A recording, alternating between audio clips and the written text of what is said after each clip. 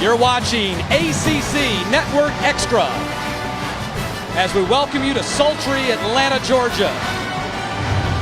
And historic Grant Field at Bobby Dodd Stadium is today. The Mercer Bears and the Georgia Tech Yellow Jackets meet for the first time in 78 years.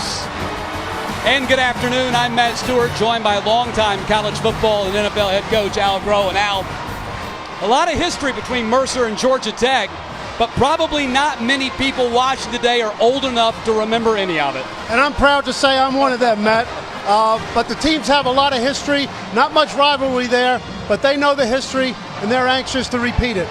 Georgia Tech coming off a win against Boston College in Ireland a week ago. Did not run the ball to Coach Paul Johnson's liking. He'd like to get the B-back more involved in the offense today. Well, the B-back give inside on the dive play is the cornerstone of the offense.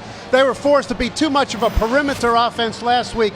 But in Marcus Marshall, they have a B-back that they've likened to John Dwyer, the last NFL back that they had, who's got burst up the middle, the ability to make lateral cuts and make safeties miss them. And at the B-back position, one of the stars of last week's game, Dedrick Mills, has been suspended today for a violation of team rules. Now, this is the fourth season for Mercer since they restarted their football program, and Coach quarterback John Russ, has been the starter in every one of those. He not only learned the playbook, he helped to write it. So he's given the option at the line of scrimmage, Matt, to change to any play that he thinks might be successful. The Bears 0-1 on the season, coming off another tough luck, close loss to the Citadel last Thursday night. Georgia Tech and Mercer meeting for the first time since 1938. No leather helmets today. Opening kick is coming up next.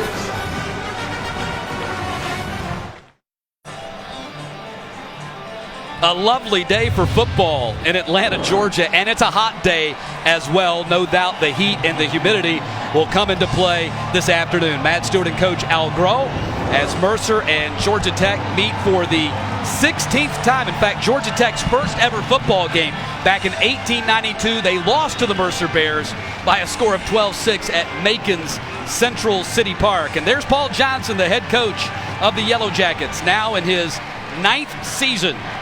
62-44 his record here at Georgia Tech. He turned 59 just a couple of weeks ago. And going up against Bobby Lamb, the head coach of the Mercer Bears in his fourth season as the Bears head coach. 21-15 his record in the restart of this program. And of course, he was the head coach at Furman as well. Very successful there in 13 seasons of overall head coaching. He has won 88 games as we start with a whistle. The clock was not set at the time of the kickoff. We'll re-kick. And that is the voice of Jeff Flanagan, our longtime ACC official working this afternoon tilt. He's one of the more respected referees in the Atlantic Coast Conference. Matt, I always used to like to see Jeff Flanagan's name on the sheet when it came around that he was going to call one of our games. So the Bears will tee it up again and kick it off again.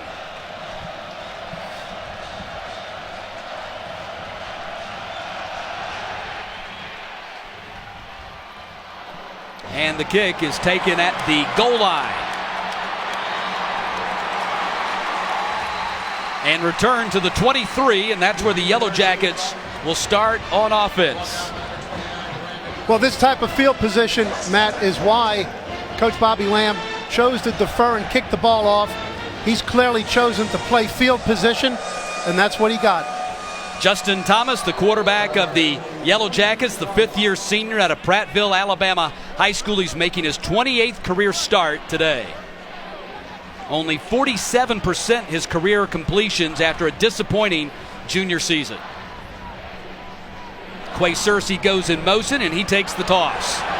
Searcy out across the 30 to the 34-yard line, picks up a first down, 11-yard gain. Zach Jackson with the tackle, a 13-yard gain for the Jackets on their first play from scrimmage. Matt, for all the talk about the B-back up inside, Georgia Tech is a highly perimeter-oriented team.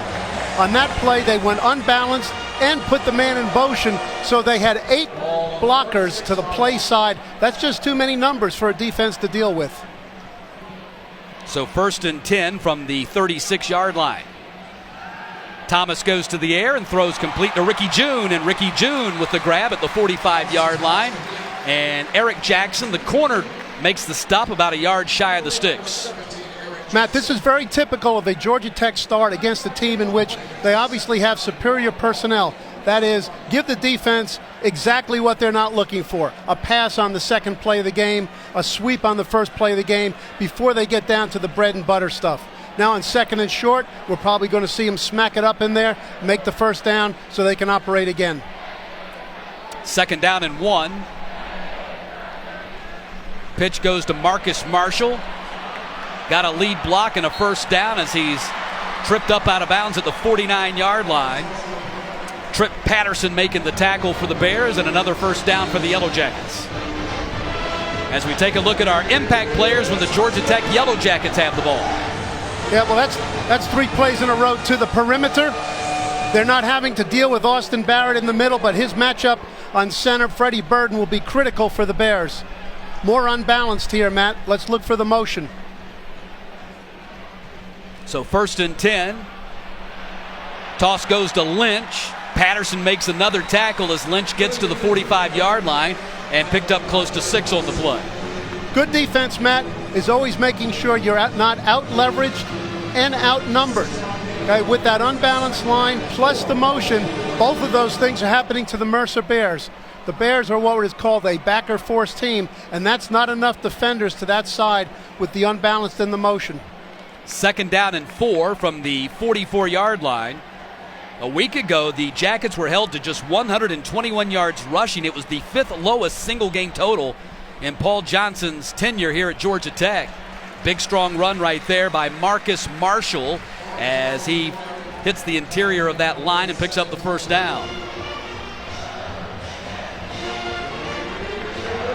So another first down, 3rd first down of the drive for the Yellow Jackets. 1st and 10 from the 38. Tech has won 16 of their last 17 home openers, 8-0 under Coach Paul Johnson. Their only home loss the last 17 years, a 14-10 defeat to Notre Dame in 2006. Marcus Marshall again, this time gets hit right at the point of the attack. Marvin Davis making the tackle as Marshall is able to advance the ball to the 33.5. And Tyler Ward, the inside linebacker, we'll see here, Matt. Tyler Ward, the inside linebacker, okay, is coming downhill on that play, is what 3-4 inside linebackers must do against this Georgia Tech option offense. Another tight formation. Georgia Tech is throwing a lot of formations at the Bears here early.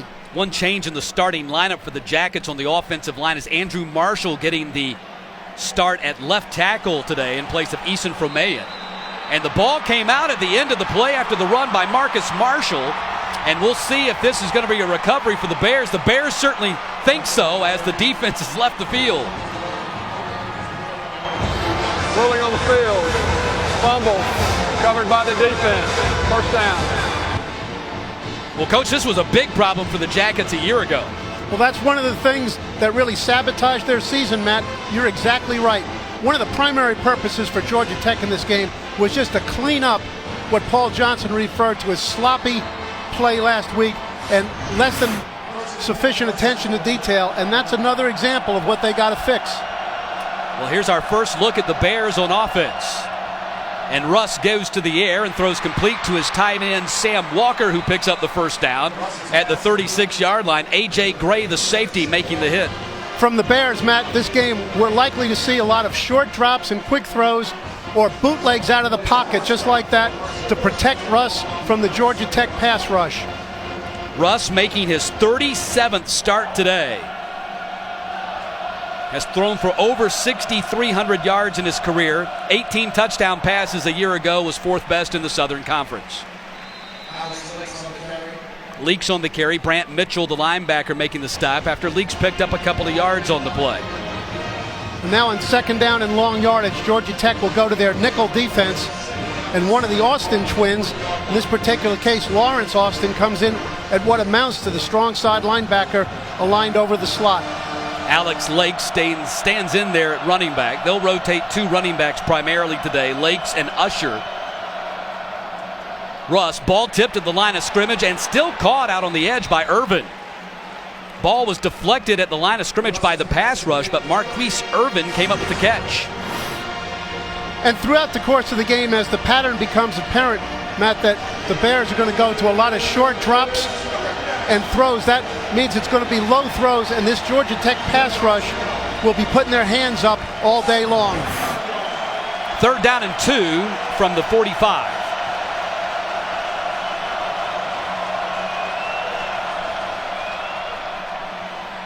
They dump it off to Walker again, and he's got a first down. 2nd catch for Walker on this possession. Corey Griffin, the safety, shoves him out of bounds at the 43-yard line, but they like Walker a lot. He's a dual-purpose tight end. He's a good blocker on the move. He's a good receiver, particularly in those bootleg plays. I'm impressed by him, Matt, and I have a strong affinity for tight ends, and I like Sam Walker. Bobby Lamb really felt like they had some mismatches against this Georgia Tech defense using Walker, and thinks that Walker, who is a redshirt sophomore at South Forsyth High School here in the Atlanta area, has an NFL future perhaps.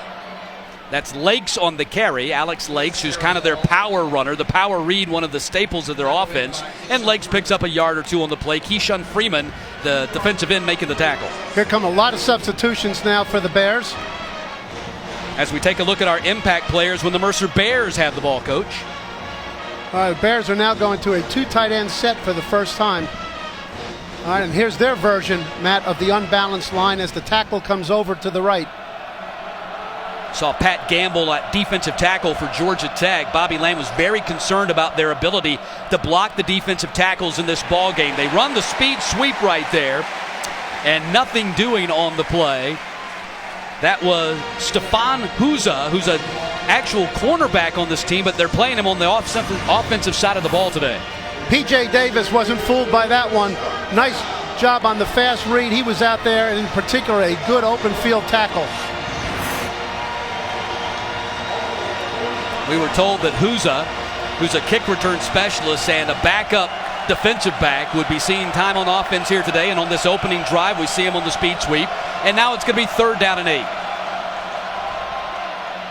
Russ on the rollout, throws complete. That's to Avery Ward, caught at the 33, and that's going to be close to a first down as Terrell Lewis, the linebacker, knocked him out of bounds. Well, that's the 3rd completion, Matt. On the move by quarterback Russ into the flat. Georgia Tech plays a lot of what is referred to as quarters coverage. Okay, what that means to the viewer is that they're soft in the flats. Okay, Mercer has done a good job of game planning that, and Russ is now 3 for 3 into the flats, including that significant completion, which now puts them in 4-down territory. And Coach Bobby Lamb really wanted to get Russ on the move sprint outs because they don't feel like they can max protect for him. 1st down and 10. And Walker can't hold on to the short toss that time. Just a little bit of an option play, even though Russ threw the ball overhand like a pass, and it will now be recorded as a pass instead of a run. It really was an option play. So 2nd down and 10 coming up for the Bears. This is the first time the Bears have ever played an FBS program since restarting their program 4 years ago. And what better place for the Bears to do it than here in Atlanta, where they have 30,000 alumni living here. Big game for the Bears. Russ downfield, man breaks open, Ward catches the touchdown pass. 32 yards and the Bears have the lead.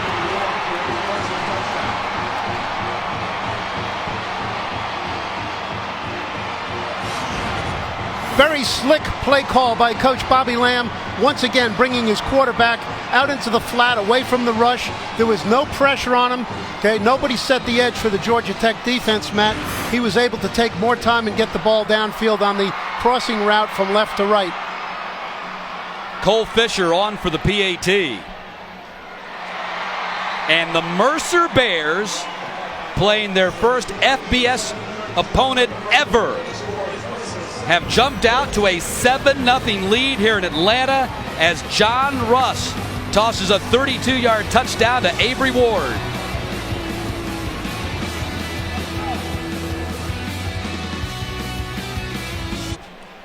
John Russ, a very sharp 6 for 7 for 70 yards, and the one incompletion was a drop pass by his tight end. 9 plays, 75 yards. And, Coach, before the game, you were very impressed with the Mercer game plan. I think they framed the game to their very best advantage, and they're executing that plan. 6 of 7 passes, Matt, had the quarterback on the move, out of the pocket, get him out there where he got a clean look away from the pressure, and he was a cool customer in throwing those completions.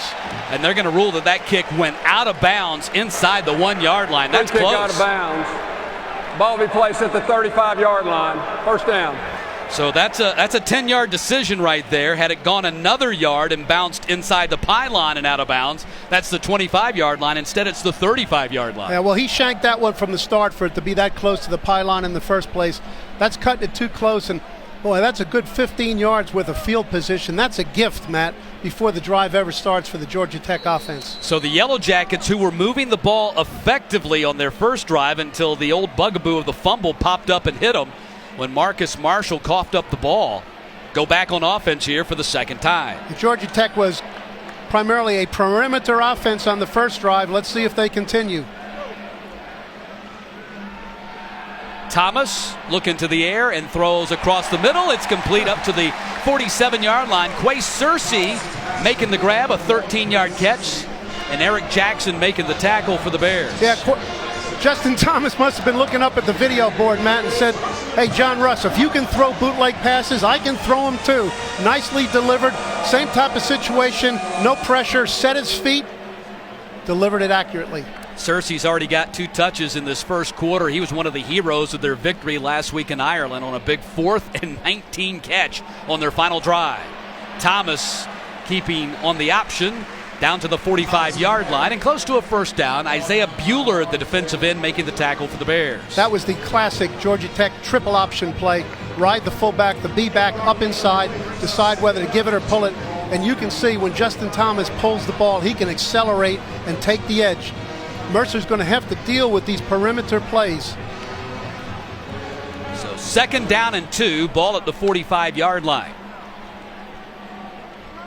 Handoff, Marcus Marshall, his first carry since his fumble. He picks up the first down at the 41-yard line. And going back to what you were saying just a moment ago, Coach, that's one of the things that concerned Bobby Land was Georgia Tech on the perimeter. They faced a triple option team last week in the Citadel, but a little bit different approach from Georgia Tech. Yes, it was. And what Georgia Tech is doing, as I mentioned earlier, Matt, between the unbalanced and the motion into the unbalanced, they're getting so many blockers to the point of attack, the defense is not able to quickly adjust and match the numbers. Here's one of those same formations again. 1st and 10 from the 41. Thomas, stutter step, and will lunge forward. Tyler Ward had him measured, and he dives and picks up about 3 yards on the play. Tyler Ward, one of the seniors on this team, at a Tatnall Square in Macon. Yeah, Tyler Ward has been stout up inside, and now he's smart out to the perimeter. Now, Freddie Bird in the center so far, Matt, has gotten the best of his matchup with with Austin Barrett at the nose tackle center matchup. Freddie Burden, a 5th-year senior center out of Statesboro, Georgia High School. Right up the middle, nothing doing. Flag going to have a late hit on the Bears. Marshall picked up just a couple of yards, but they're going to get a first down out of this.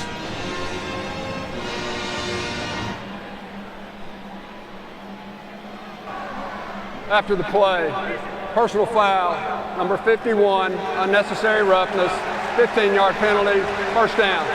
Kyle Williams, the linebacker, in late on the hit. Right, just a very foolish penalty. Okay, those are the type of things, obviously, the Bears can't afford. So far, there's been 30 yards in penalties or free yardage for a Georgia Tech offense. It's going to be hard to stop under any circumstances today, Matt. Now they're in 4-down territory, which the odds go against the Mercer Bears. 1st and 10. Thomas jukes in the open field, makes a man miss, gets to the outside and finally steps out of bounds. Another flag flies on the play. Justin Thomas very elusive on that drive. Illegal block in the back, number 28 offense, 10-yard penalty, first down. That's the A-back, J.J. Green. Yeah, another really foolish penalty. Now, you know, this block in the back thing, my thought always is, look, if you can't tell the difference between the front of a guy and the back of a guy, you deserve to be penalized. Subtle, Coach. You're very subtle in your approach. I love it. That's going to back Georgia Tech up to the 30-yard line. Brings up a 1st and 20. Here's the unbalanced line. Let's see now. All right, in this particular case, Mercer is walking their linebackers to this side, but really they don't have enough over here, Matt. Thomas, they flood the left side with 2 receivers. They throw underneath, complete. Down to the 19-yard line. Catch made by Mikel Lance-Davis. Mike Gray making the tackle. Matt, the popular coverage in college football is a type of quarters coverage to the wide field. All right, as I said earlier, that coverage is soft on the outside receiver in most cases. That's kind of common these days. Too many teams do not have a cloud or corner coverage in their package. That's what's needed to stop that route, and every perimeter pass today by both teams has been wide open. Bobby Lamb told us one of the things that concerned us about this Georgia Tech offense is that Justin Thomas is a better passer than most option quarterbacks that they face. He's 8th on Georgia Tech's all-time passing list. Lots of time for Thomas. All day for Thomas. Now he'll run down to the 13-yard line. Tackled by Lee Bennett. With an elusive quarterback like Justin Thomas, it is imperative that the defense keep the quarterback in the pocket. Much more important than getting sacks on him. But Justin Thomas shows his water bug elusiveness to get out of there. The right tackle, Trey Clark, is down on the field for Georgia Tech.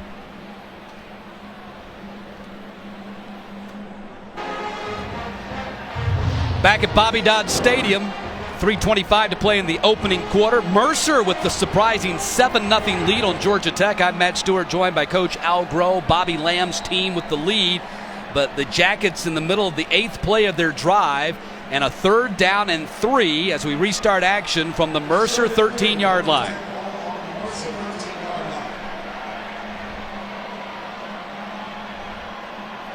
Lynch goes in motion. Thomas rolling to his right, fakes the pitch, has the 1st down and more, and has the touchdown. 13-yard touchdown run for Justin Thomas. But Tech went in motion, the slot or the A-back, Matt, went in motion from left to right. He provided the lead block on the perimeter. The outside linebacker, you see him up the field to try to take the pitch away, but there's nobody on the dive play whatsoever. Really nice perimeter blocking by the Georgia Tech wide receivers. Harrison Butker is on for the PAT.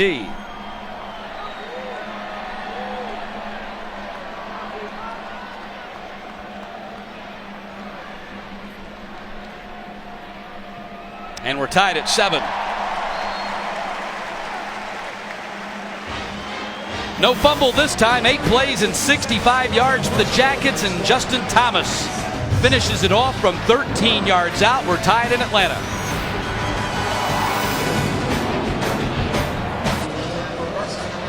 Georgia Tech and Mercer now tied at 7 with 3 minutes to play in the quarter. Bears getting ready to go back on offense for the 2nd time.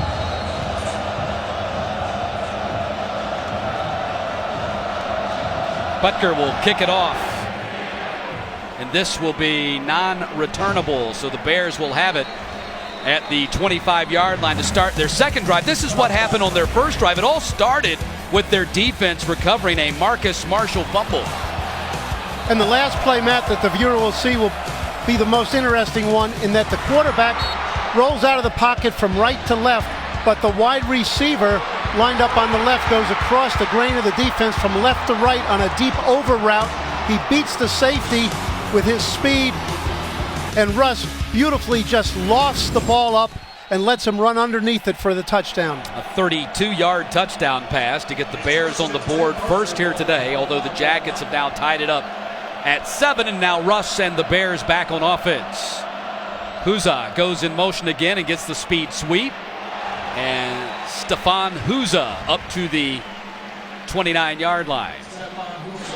Who's is going to get some turns on offense today, Matt, principally because the other tailback for the Bears, Peyton Usher, is slowed down by an ankle sprain. They're going to need some relief in the ball-carrying area for Lakes, and he's in there to just get the ball. Perimeter passes, jet sweeps. Here's an empty formation, first time for the Bears. Russ is assessing the defense and picking the play. 2nd down and 6. That's Usher in motion. Russ, the keeper. And he gets up to about the 32-yard line, picks up about 3 on the play, and Russ will run the ball. Yeah, what Russ saw right there, Matt, was against the 3 wide receivers on one side and 2 on the other. Georgia Tech had to spread the defense out, and there was a big opening naturally created. Easy run for a good 6 or 7 yards. Both these quarterbacks are seniors, Coach, but very different in their approaches. Russ has total leeway to make a decision, and Thomas has held very much in check decisions coming from the sideline. It's just the way they operate their offenses, and Irvin, with his 2nd catch of the ball game, picks up the 1st down.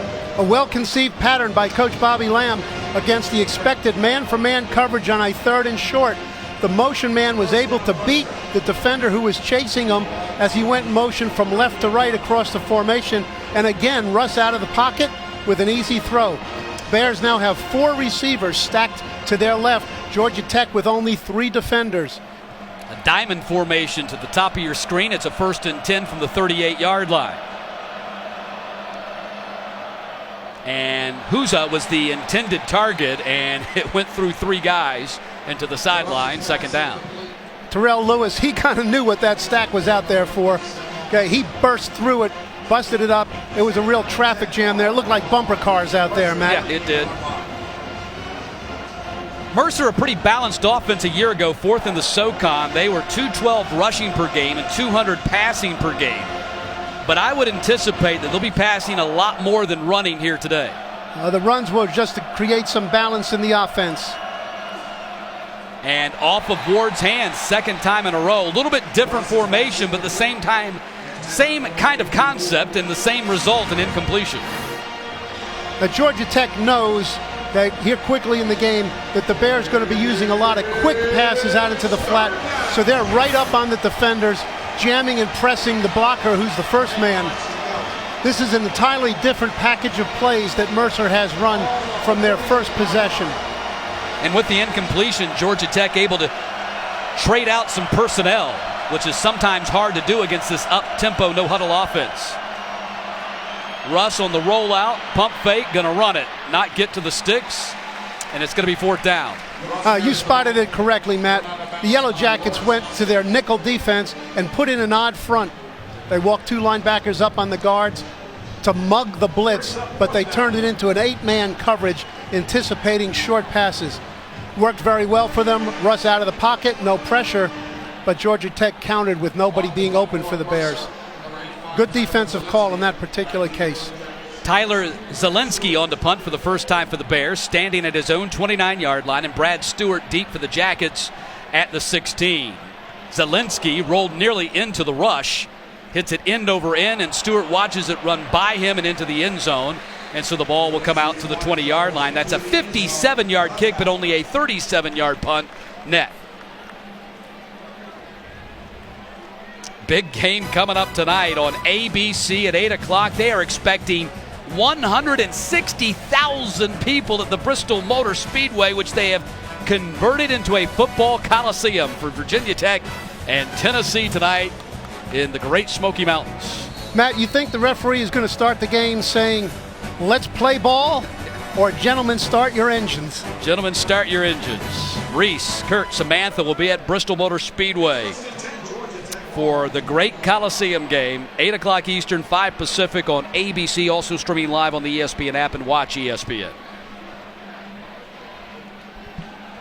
Thomas, back to pass, deep down the field, and Stewart unable to hold on to it as he hit the ground. Well, that's a good play call in this situation. Okay, it's the unexpected from Georgia Tech in their option offense, backed up on their own 20, but it's also the type of call that they'll make Matt, against an opponent in which they feel a level of superiority that if it's incomplete, they can still make a first down on the next 2 plays. Coach, very interesting observation that you made. By watching the A-backs, you can tell, at least in your mind, what they're able to do offensively or what they're going to try to do offensively if you watch the A-backs. Option, wow, Thomas untouched. Might not get him. And finally tripped up in the open field at the 50-yard line by Eric Jackson, a 31-yard run. This is the counter option. Once again, a perimeter play. Thomas shows his dynamic ability running the ball. Look, there's a hole right there that a brick mason couldn't close, Matt.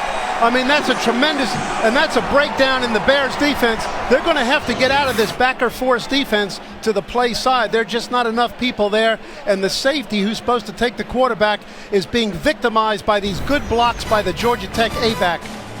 That is the end of the first quarter. 15 minutes in the books in Atlanta. Tied at 7. Tech has it at the 50 when we come back for the start of the second.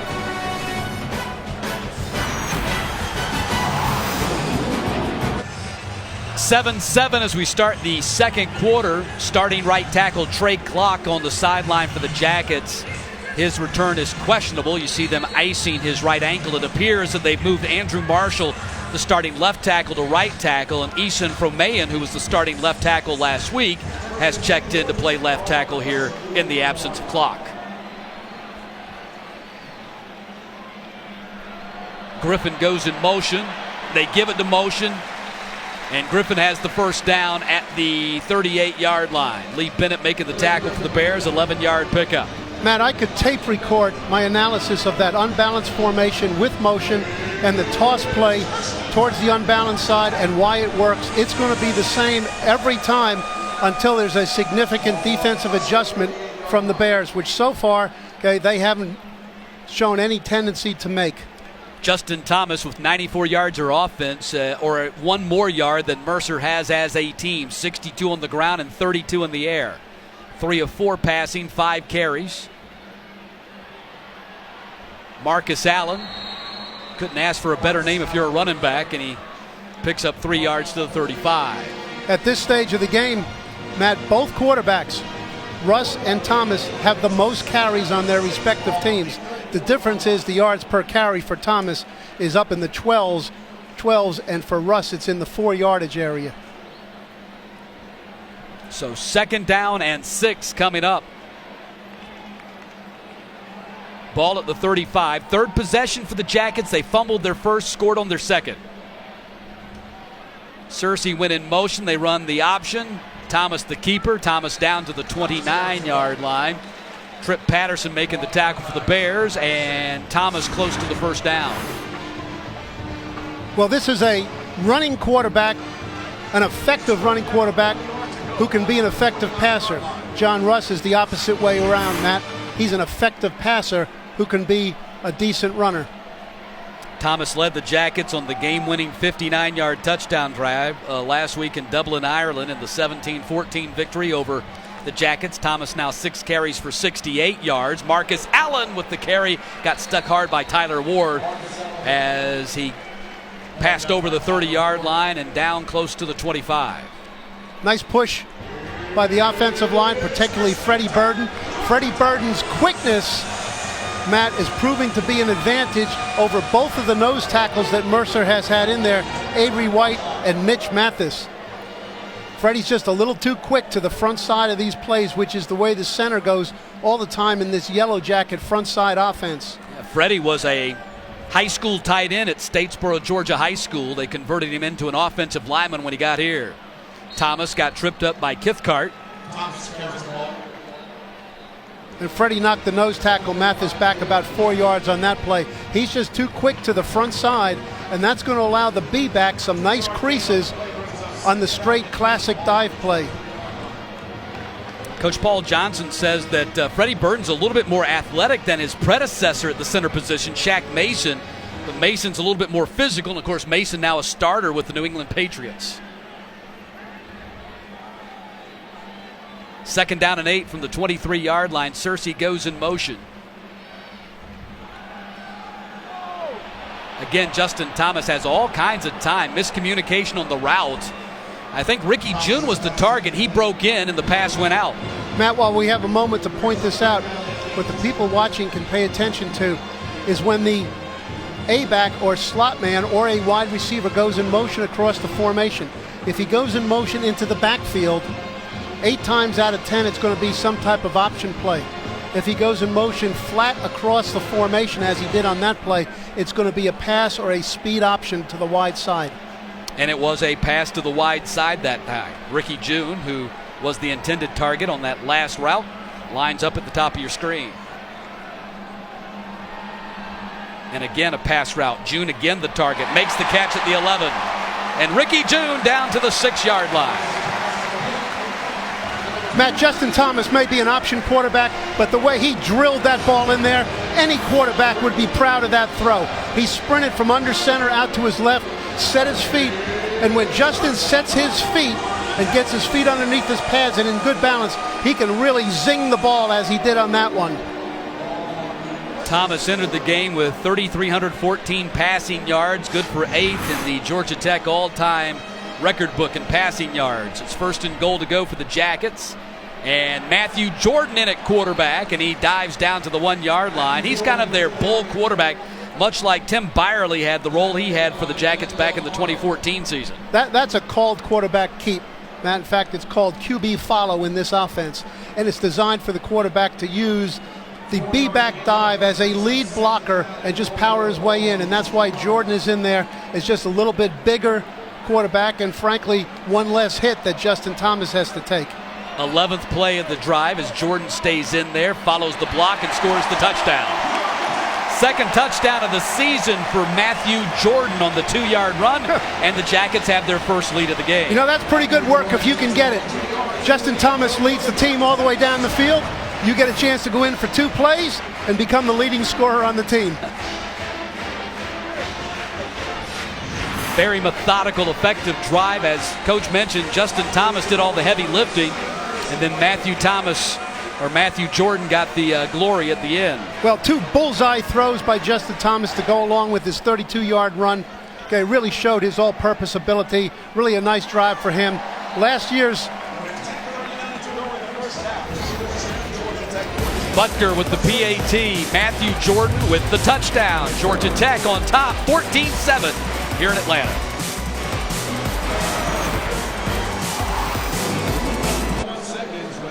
Georgia Tech on top of Mercer, 14-7.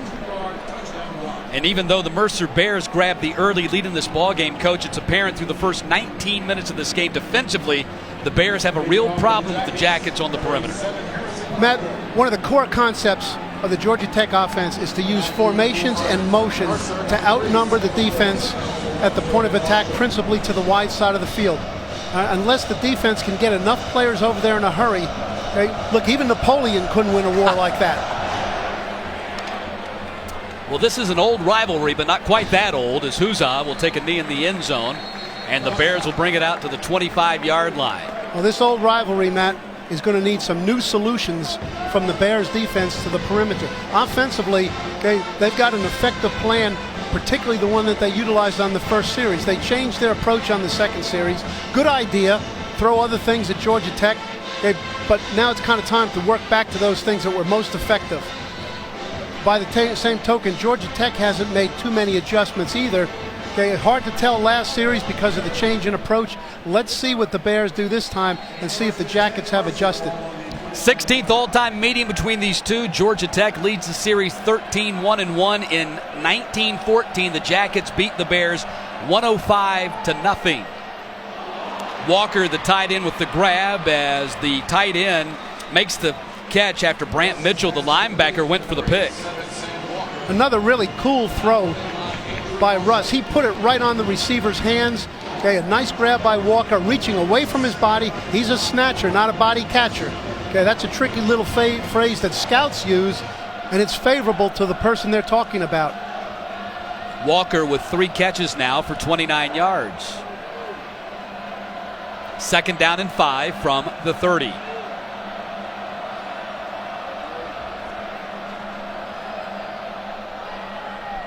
Handoff, nothing doing. And they're going to have a real difficult time running the ball against this Georgia Tech defense. That was Peyton Usher, their leading rusher in their last ball game against the Citadel with 89 yards, but he might have actually lost a half yard on that play. Well, Ted Roof made a nice adjustment. Man, he came from a 2-safety defense, shifted into a 1-safety defense, which gave him an extra linebacker against the run. Okay, now I would suspect to see Mercer bring the quarterback out of the pocket and out into the flat to his right, as was successful in the first series. 3rd down and 6. Bears trying to avoid their first 3 and out, but they can't as the pass from Russ to Avery Ward was off target, and it's 4th down. Avery Ward, as a shallow crosser from right to left, was free for the first down, but the pressure disrupted the pocket, and pocket disruption is more important to affecting a quarterback than blitzes, and that's why it's been to their best advantage to get him out of the pocket, regardless of whether it's 1st down or 3rd down. Coach, that might have been the worst thing that could have happened to the Bears defense right there, a 3 and out by their offense. Yeah, you're right, Matt. Hey, they've already played too many plays for the present, and these plays are now adding up, and they will take its toll on a defense that doesn't have very many substitutions. Georgia Tech has already run 26 plays in this game to Mercer's 18. Brad Stewart retreating to the 21-yard line. And Stewart to the 35.5, where he's tackled by Ward. 50-yard kick, 14-yard return, and the Jackets will be on offense for the 4th time when we get back. 14-7, Georgia Tech leading Mercer. Matt Stewart along with Coach Al Groen. Coach, the second weekend of the college football season was supposed to be an easy one, but already today, Central Michigan upsets Oklahoma State 30-27, a Hail Mary and lateral in the final play to knock off the Cowboys. Yeah, Matt, that's great stuff. And Georgia and Clemson both struggled, which just makes the point that in world of competition, if you don't have something to prove and the other team does, you're going to have a problem. Well, here, Mercer jumped out to the early lead, but Tech has scored consecutive touchdowns to take a 14-7 advantage as we are under 9 minutes to play here in the first half. But Tech 192-97 in total yards. And that's the second straight series, first play of a series, that Tech has gone with the deep ball thrown by Justin Thomas. Once again, just an opportunity against this Bears defense. Coach Johnson very confident that his offense can gain 10 yards in 2 plays rather than 3. Gives him a chance for the big play on a run down. 2nd down and 10, ball at the 36-yard line. Searcy goes in motion. He gets the toss and he fumbled the ball. Then he picks it up, scrambling for his life, and he's going to go down at the 28-yard line. Second time Tech has fumbled the ball. This time they got on top of it, and Tunde Ienla was the guy that made the tackle. Yeah, for all the good things that Tech has done, these are the kind of things that Coach Johnson wanted to see a lot cleaner. Now, the A-back dropped the ball, but for a veteran quarterback, Justin Thomas, he put the ball just a little bit on his back hip, on his right hip, instead of putting the ball out in front of him. That's a difficult thing for a runner who's going full speed to do, to try to slow down and catch a ball behind him. There's equal complicity in that one, Matt. Excuse me. No, that's all right, Coach. I was going to say a year ago, Tech lost 14 fumbles. That was 122nd out of 127 teams in the nation. Again, Thomas, lots of time, goes deep, and Lynch can't come up with it. Clinton Lynch was stretched out as far as he could go and nearly got the grab, but didn't. Well, Clinton Lynch is a little bit taller, Matt, after stretching out the way that he did. A valiant effort on his part, and really a beautifully thrown ball by Justin Thomas. Perhaps if he had put a little bit more air under the ball and let Lynch run under it, because Lynch had got on top of the defense and he had a step on 2 defenders, is just a little bit too far. A good break for the Mercer defense that gets a chance to get out on a 3 and out, catch their breath a little bit.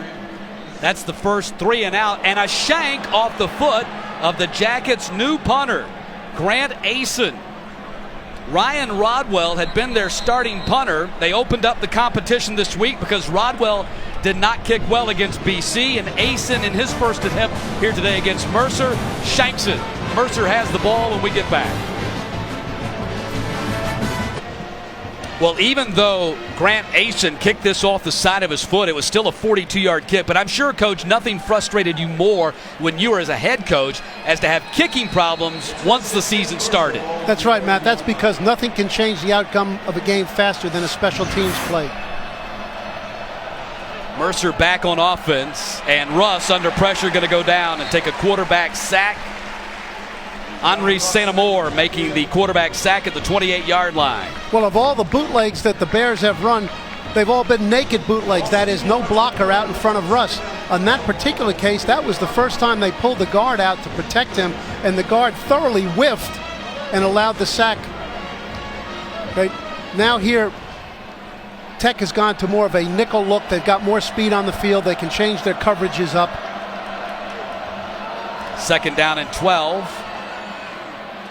Handoff. Lakes on the carry up to the 32-yard line. And it's going to bring up 3rd down and long. The Bears having to shake things up on their offensive line today, Coach, as their starting left tackle, Thomas Marchman, out with an ankle injury, and then his back out with a concussion. So Brett Niederreiter, the right tackle, flipped over to the left side, and Mitch Payne, the backup at right tackle, moved up to start at right tackle. And it's, from the outset, it's been a significant challenge for the tackles to deal with the speed rushers from Tech. And let's watch how that goes in this play, which is going to be a 4-man rush. 3rd down and 7. Quick throw. Irvin makes the grab with Step Durham, the corner, hanging all over him, and he still makes the 1st down. 9-yard pickup. Russ put the ball right on the receiver's body so that he could use his body to shield the defender. Okay, it was a really good shield, a good catch, and he must have had stickum on his hands to hold on to that one because it was well defended, but a quality throw. 3rd catch for Irvin. Came in as their leading pass catcher, 8 catches on the season. Moves the sticks, 1st and 10 at the 42. Russ in trouble. Long throw and a catch made on the sideline by Jordan Marshall. Matt, that was a long throw, Coach. Yeah, many plays that we have seen have been successful for the Bears coming out of the pocket on the bootleg. It was a good call by defensive coordinator Ted Roof, who brought perimeter pressure, anticipating that right into the face of Russ. Really a dangerous throw out there. Better to try to throw it out of bounds than to just loft one out there that hangs like a hanging curveball. Yeah, that was like a 25 or 30-yard throw for a 1-yard pickup. 2nd down and 9. Russ keeper. He'll pick up the 1st down or close to it at the 48-yard line. Most every play in the Mercer offense has a read available for the quarterback. Okay, a lot of those are called run-pass options. He can either hand it or keep it himself or throw it out to the flat. The good thing that's occurring right here, Matt, is that's 5 or 6 straight plays that Mercer has run in which the clock has continued to run, and that is shortening the half and resting their defense. You see the drive summary for the Bears here today. Their opening drive, the 9-play, 75-yard march to get them on the board first. Offense has been a little bit harder to come by ever since. Lakes on the carry. David Curry, who is the son of former Atlanta Falcons linebacker Buddy Curry, played at North Carolina. He makes the tackle there at the 44-yard line. And a player that I coached a long time ago, Matt. Not back to 1932 when the last time Georgia Tech played Mercer.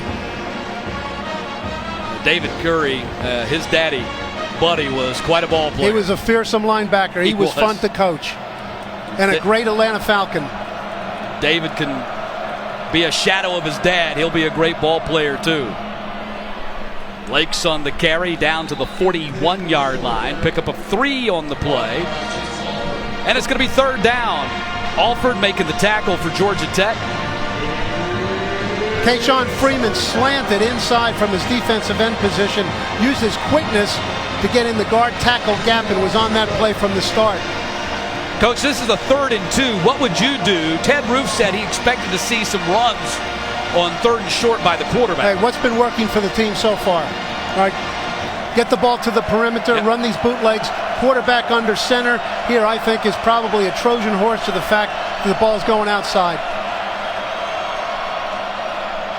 No, Lakes They should have listened to you, Coach. Lakes gets dropped for a loss by Francis Callan. Well, Ted Rue's scouting report held true. They had 4 players in between the guards. There was no way this play was going to work. Matt, too many guys to block. Callan with the penetration. Okay, you're exactly right. Look, sometimes you got to go with what's working in the game, regardless, and trying to call the situation. All right, the situation might have called for going inside, but the success called for going outside. 2:58 to play in the half. Georgia Tech, 7-point lead. Bears facing 4th down when we get back. 4th down and 3. Mercer lines up to punt. Coach, I believe you think this is the right decision. Absolutely, Matt. They did a nice job with their offense of running clock and gaining field position. If they can hold Georgia Tech here with 3 minutes and 2 seconds to go, they go in the locker room at 14-7, and they can say, hey, fellas, we're in this. At 21-7, that's doubtful. Actually, more of a 4th and 4 end-over-end kick. Stewart will field it at the 7-yard line, so you're going to make Georgia Tech have to go at the 9. Got to go 91 yards to get a touchdown here. Beautifully done with the kick. Okay, kind of looked like a nice 8-iron, okay, right on the front of the green, high, soft, landed right where it was. That's exactly what they needed. Okay, now expect Tech, okay, here to say, look, we're going to need some big chunks of yardage to get it down there in 3:02 or 2:55 with 3 downs, with 3 timeouts. We'll see balls to the perimeter. We'll see the sprint out pass, maybe even that bootleg. And listen to Coach's cues here. Remember, Coach Groh told you if you watch the A-backs, if they go deep, it's going to be an option play, like right here. And the pitch goes to Searcy. Searcy tries to turn the corner. Searcy up to the 30, and finally brought down at the 40 by Ward. 31-yard pickup. And once again, the force element. Okay, that's a word that really needs more description than I can give right now, Matt. But force element means how you play the ball on the perimeter. It's beautifully set up by Thomas, who holds the ball long as possible.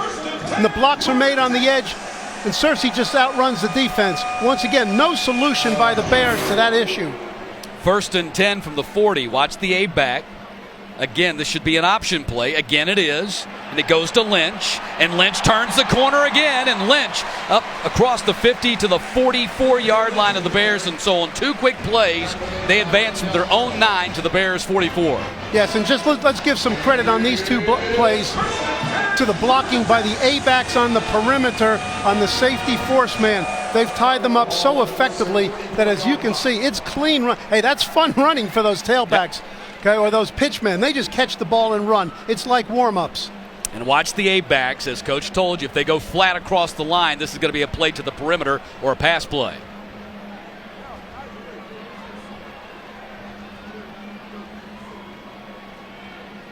Again, option. 3rd time they've run this play. Searcy this time won't be able to get outside as Searcy is tackled by Mike Gray, the safety. Well, that's what the safety's going to have to do, not once in a while like that, but on a play-to-play basis. Fight off the block in the open field, stay on his feet, and still have outside leverage on the runner to be able to tackle him. That's a hard thing to do, and these safeties are being asked to do it on every play. A change-up with some corner force coming from the widest part of the field, okay, usually is most effective as the change-up.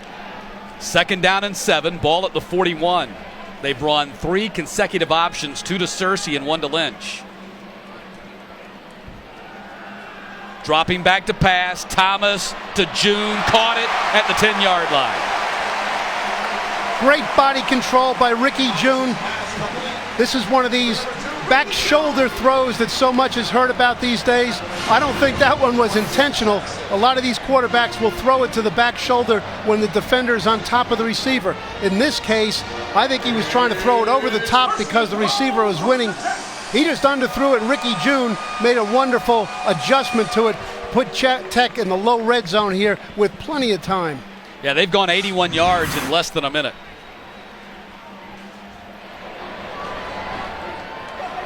Marcus Marshall, touchdown. You can see there, Matt, nice job by the offensive left side of the Georgia Tech line. They owned that side of the line of scrimmage. The hole was cavernous. Marshall made that nice lateral cut that makes him special amongst B-backs.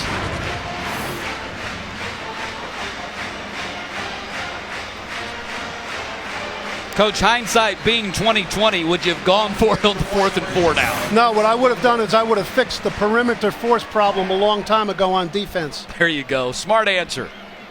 Butker on for the PAT. Hey, I'm not trying to be negative, Nope. Matt. All I can go on is what I see. Okay? Just being realistic. And I see a reoccurring problem for which there's been no attempted solution. 5 plays, 91 yards, 98 seconds for Georgia Tech to basically march the length of the field and get that 7. And now they're up 2 touchdowns after scoring 21 consecutive points. So right here, Matt, look, 21-7's not encouraging, but 28-7's awful. Yeah. All right, so the Bears have only had one long drive. That was quite a while ago. The prudent thing to do here is just make sure, since they get the ball to the second half, having deferred when they won the coin toss, the prudent thing to do here is get out of here at 21-7. Don't try to score from 80-some-odd yards away when you haven't had a drive in a long time. Keep the clock running. At the very least, make Georgia Tech use their timeouts and go in and try to solve some of the issues that have presented themselves. On that last drive, 2 big plays for the Jackets. The 31-yard carry by Mercer on the first play got him out from the 9-yard line, and June caught a 31-yard touchdown pass from Thomas as this ball goes through the back of the end zone, and so the Bears will bring it out to the 25-yard line. And Coach, you're preaching conservative approach right here. Well, it would be called that by some, but what I'm calling it is game management. All right, and given the situation that they're facing and the way things have been going in the game so far and how you control the game, just picture the difference between the locker room, Matt, at 21-7 or 28-7. Okay, that's what he's got to protect. Yeah, when the fans call it conservative, that takes on a negative connotation. Game management sounds a lot better from the coach's perspective. You know, a lot of those fans want the coach to do with his team what they don't want their broker to do with their money. That's a good point.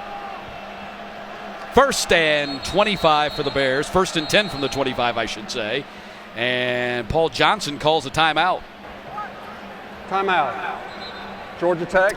Well, this was an impressive drive, Coach. 91 yards, 5 plays, just 98 seconds, and big plays all over the place. Well, not much. You're right, Matt, and not much yardage from Justin Thomas, but really good decisions by Justin and good mechanics in pulling the defense to him and then pitching the ball at the very last moment when he could really get the edge with his team.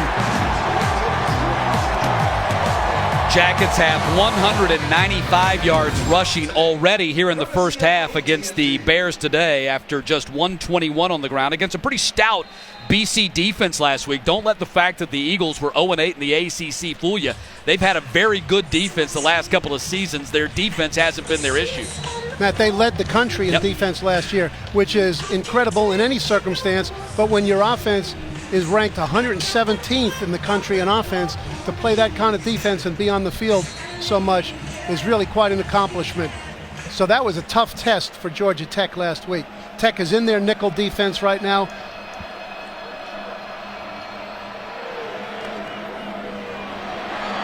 Irvin up to the 38-yard line, and he's got a 1st down. See, Matt, that's what I call a game management play.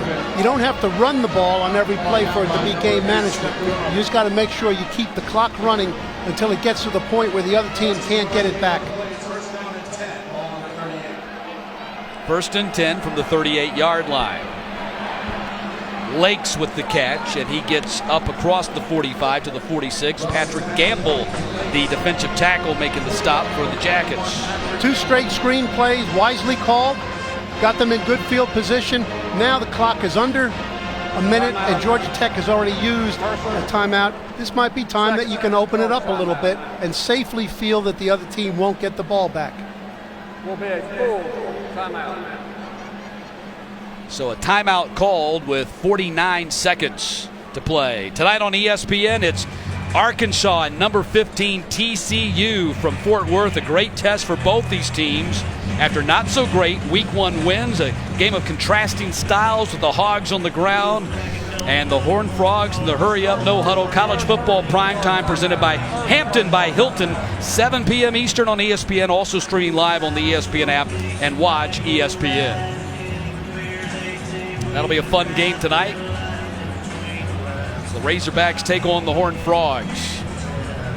You like those contrasting style games, coaches? They present that great puzzle and chess game that you try to solve up here in the booth. Very much so, Matt. In this day and age, there's so many of these spread read option teams that a lot of times the teams are just kind of looking at themselves in the mirror.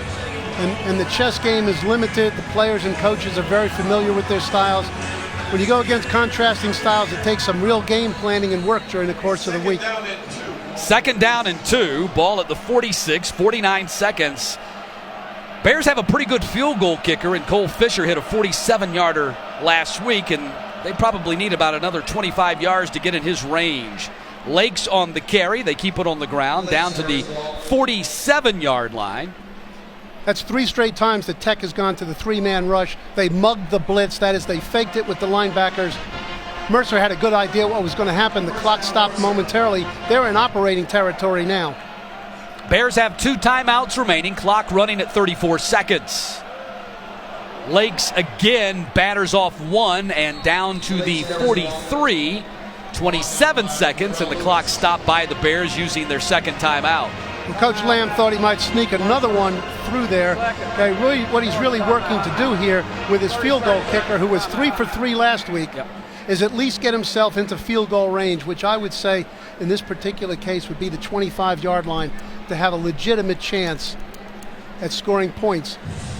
Well, to match his 47-yarder from a week ago, you'd probably have to get to the 30. So anywhere from 13 to 18 yards on a pass play here with 27 seconds, saving 1 timeout to get your field goal unit on the field. What are you looking for from pass route on this situation? Well, if they throw the ball beyond the sticks, okay, that'll stop the clock with a made 1st down. So that will actually give them two timeouts to work with. So that would be the first call to make. Okay, make a 1st down. They're getting a lot of 3-man rush, 8-man coverage. They're going to get the same thing again. Throw it underneath the coverage, run for 1st down, stop the clock, and then get it further down in there. 2nd down and 5, and the ball on the near hash. They roll to the wide side of the field, and Russ throws downfield, can't get it to Ward, and it's going to be 3rd down to 22 seconds to play in the half. Well, now they got to get it all on 3rd down. Okay, I would have rather tried to get it twice and get it down there. So now it all comes down to 3rd down. They got to get it beyond the sticks here. They were effective using their tight end earlier in the ball game, especially on that first drive. Walker with 3 catches today. Yeah, you're right. He's kind of disappeared. Now they've gone to a 4 wide receiver set. Yeah, I don't think, and Walker's not on the field right now. Georgia Tech's going to pressure a little bit more, maybe. Nope. They throw it instead to Usher underneath. Usher looks for a block and does not get to the sticks at the 38. Now it's 4th and 1. Clock running, stopped at 12 seconds. Now you've used your last timeout. Are you trying a long field goal here or trying to get the 1st down? Without any time left, most likely. Mercer, 3rd. Now Final charge timeout. That's the first play that we've seen Usher missing because of his ankle that he injured here before this particular game. He was in there for a special play, a little more speed to the flat. What we can see from him, what the Mercer Bears have lost, Matt, is some juice from the tailback position. Yep. Okay, that Lakes is a battering ram type, but there's some openings there that he couldn't get any more than what it was blocked for. Usher can do that, so that's been a significant loss for them.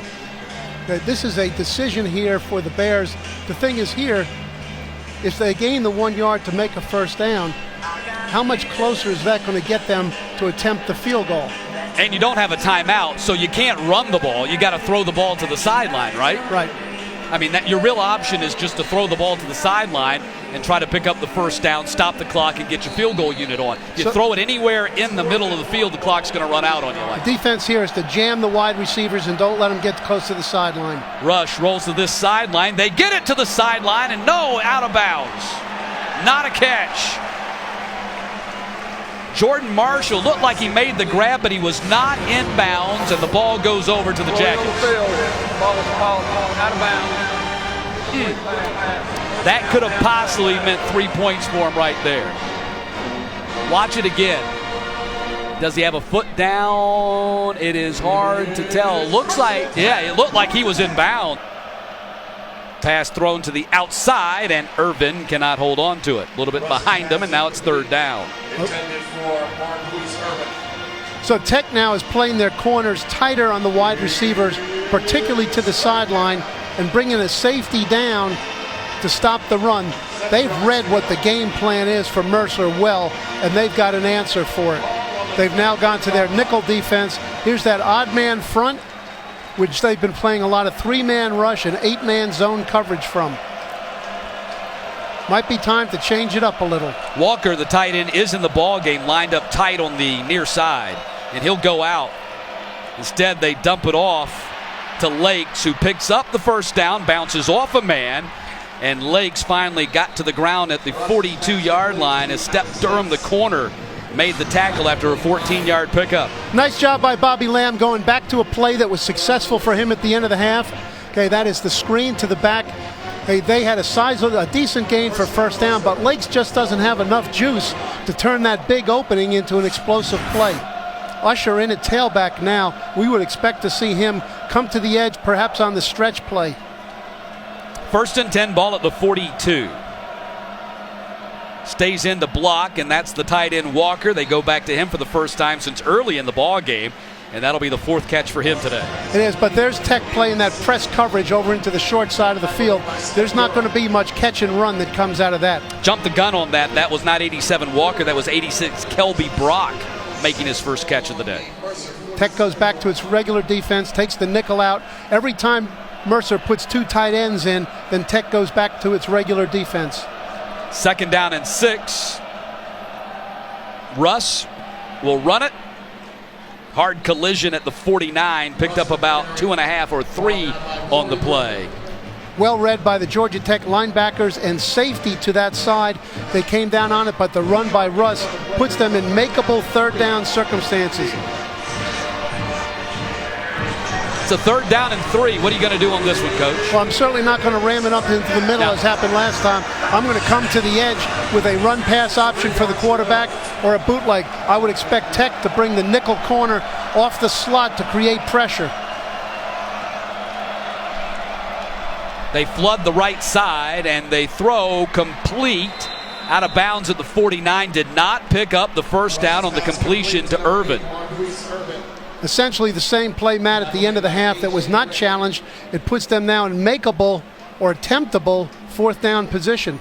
Do you attempt it, Coach? Yeah, I would say at this particular time now, you're in it to win it. You know, that was game management at the end of the first half. Okay, they've got an opportunity right here to make it, continue this drive. Yeah, it looks like they need less than a yard. Can they get less than a yard against these Tech tackles? Well, they didn't make it. They didn't make even 0 on the last time they did it, so I would do it a different way. Bobby Lamb calls a timeout. They want to think a little bit more about this 4th down and less than a yard. First charge. Timeout. Back with the big 4th down play when we get back.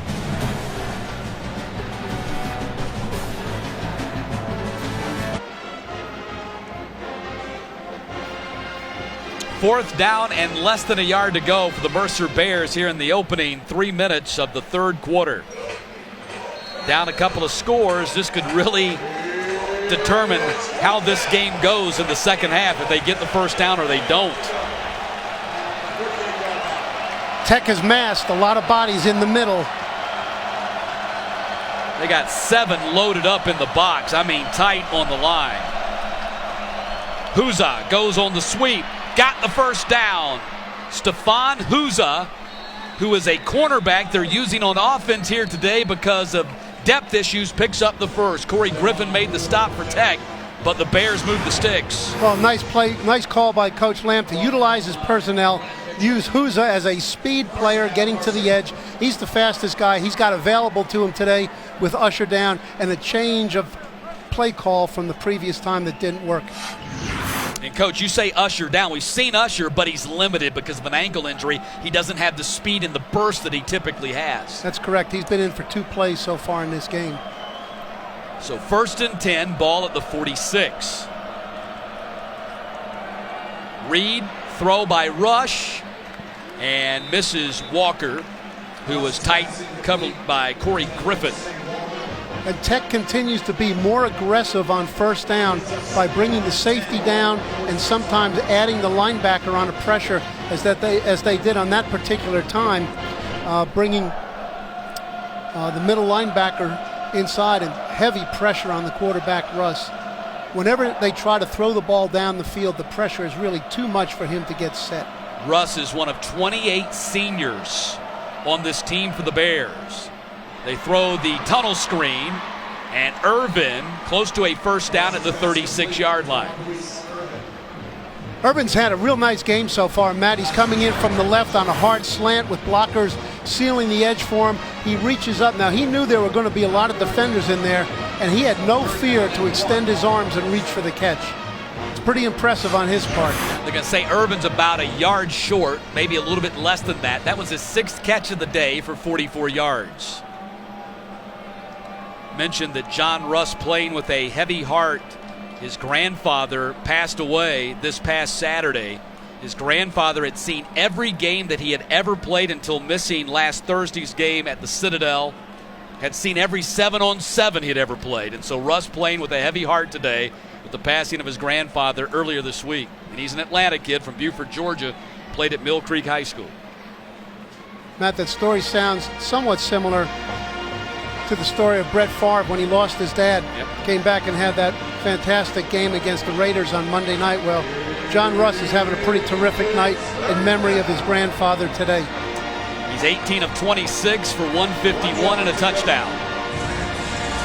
Quarterback rating of 130.7, which is better than Thomas. Thomas is 117.2. The most significant number for a quarterback, Matt, is yards per attempt. 11:25. Thank you. Justin Thomas is at 8.0. The standard for acceptability is 7.0.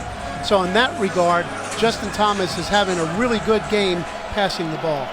3rd down, less than a yard after the measurement.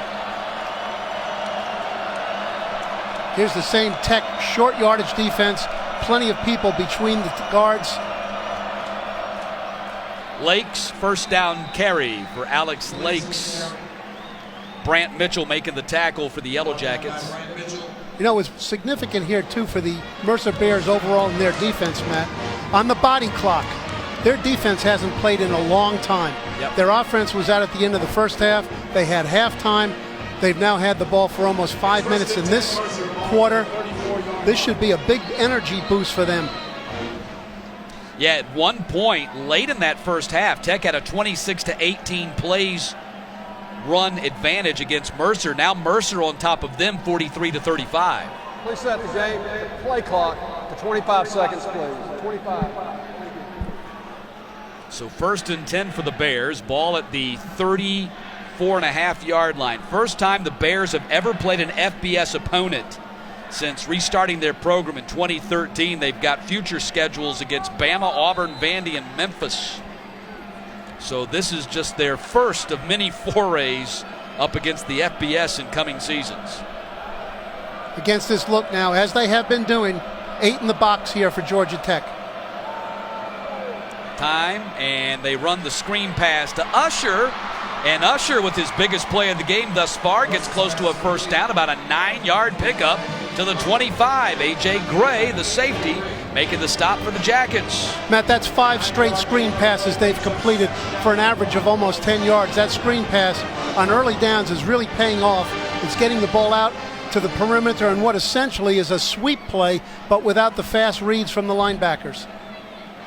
So 2nd down and 1. Bears have done a really good job of putting themselves in 2nd and short, 3rd and shorts on this drive. They go 5 wides, 2 up top and 3 down low, and they've got a tackle out here, and a flag is dropped.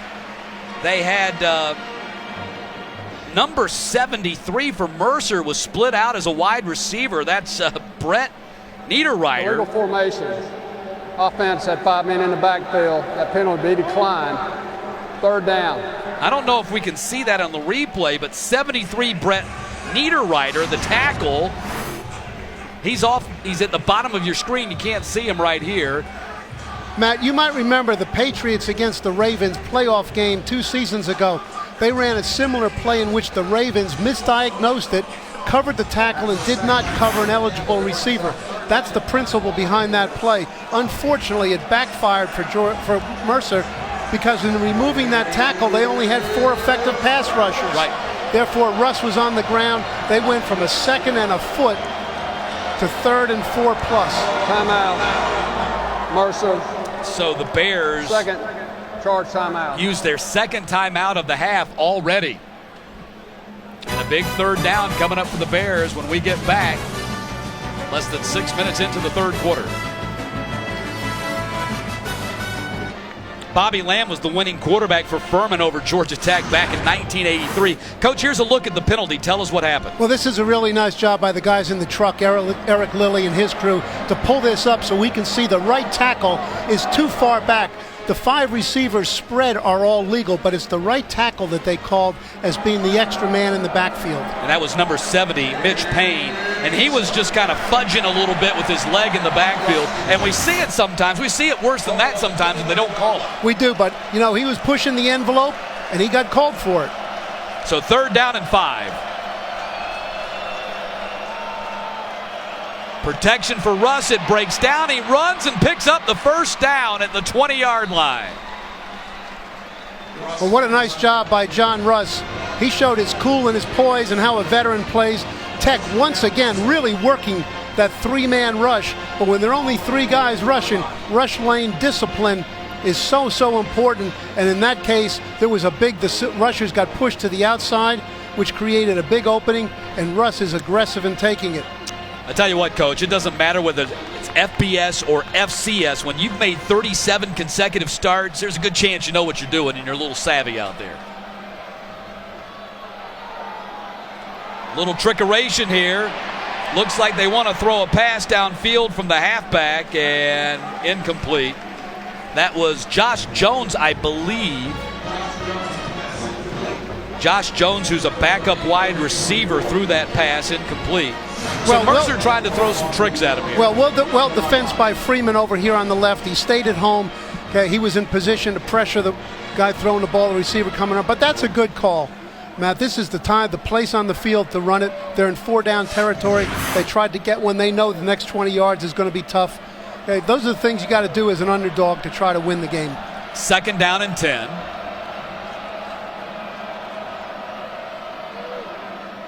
Nice catch by Usher with one hand. And Usher down to the 18-yard line. He snagged that thing about a foot off the ground. Roderick Chungung, the defensive end, came rushing in and then realized, I've just run by the play. Hey, he must have had a baseball glove on to grab that one right there. That was a really nice play and another effective screenplay. And now that we're seeing Usher, we're finding out there's more than one famous Usher in America. Well, he's got a way to go to be as famous as the other one. But he's done a pretty good job here on this drive for the Bears. 3rd down and 3. Flag out on the handoff to Lakes. Nope, was not even a handoff. Illegal procedure will be the call against the Bears. False start. Offense, number 73. 5-yard penalty. 3rd down. That's Niederreiter, the tackle.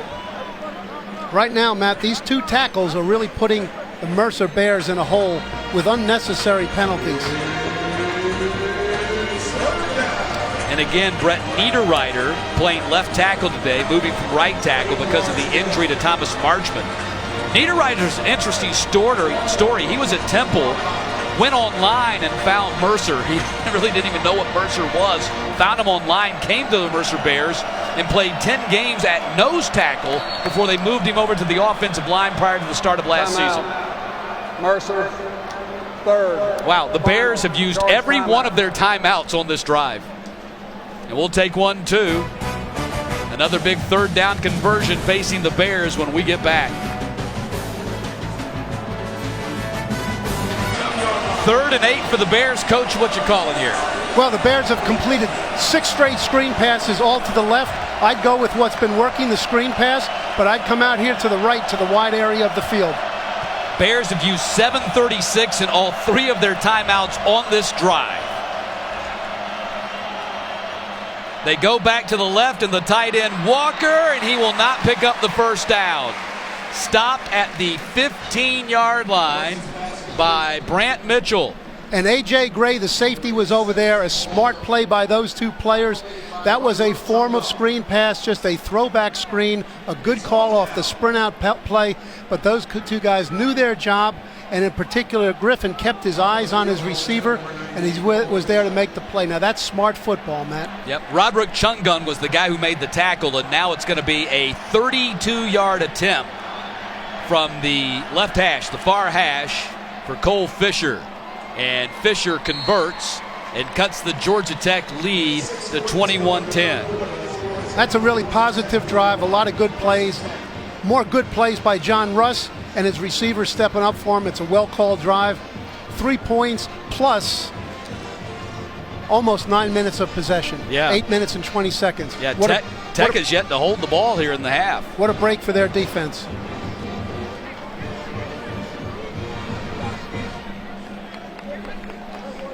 So the Jackets will finally get a chance to touch the ball here after the 32-yard field goal by Cole Fisher.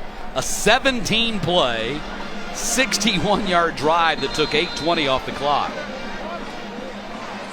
I know Bobby Lamb would have liked a touchdown very much there, as well as the opportunity to kick that field goal at the end of the half, Matt. But Cole Fisher now, as his rookie kicker, is 4 for 4 this year on field goals.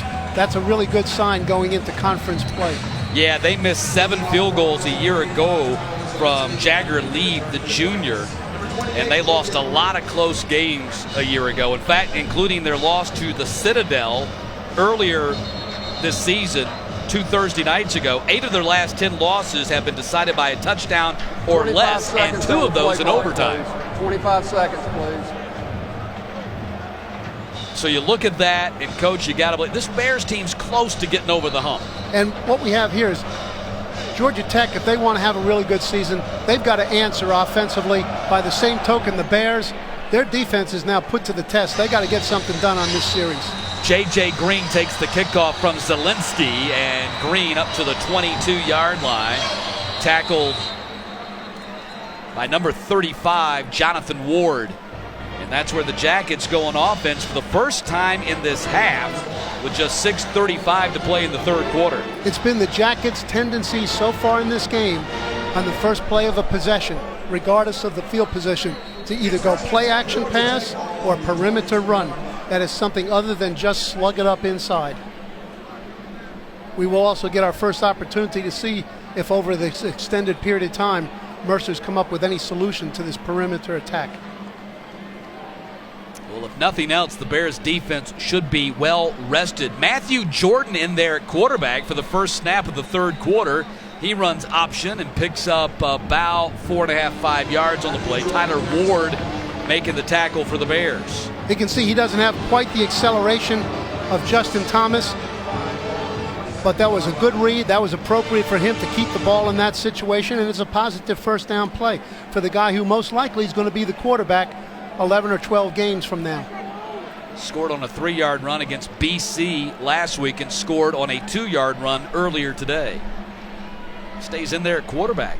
That's J.J. Green in motion, runs option with Matthew Jordan again, and Jordan up to the 31-yard line. Trip Patterson making that tackle.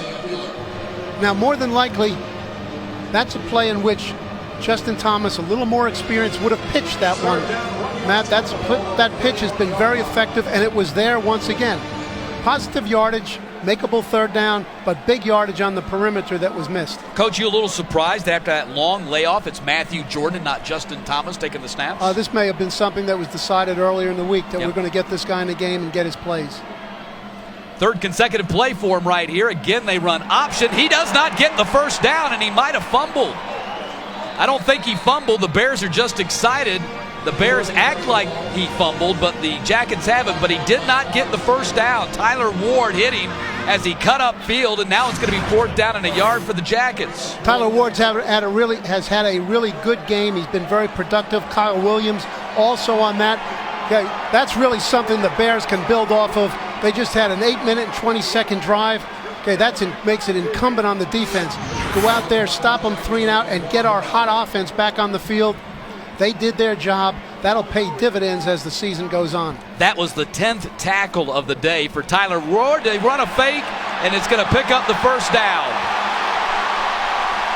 Wow, how about that? They run a fake field goal, a fake punt, however, on 4th down and 1, and pick up 20 on the play. Sean Kagawa. Well, very nicely called by the Georgia Tech staff and Coach Paul Johnson. It was there from the outset. That very well might have been one of those things, Matt, that comes about through scouting. All right, they've seen Mercer on video in punt situations. A lot of times a team will go out there with a punt it or run it combination call based on the look. So it will be punted unless the code word is said.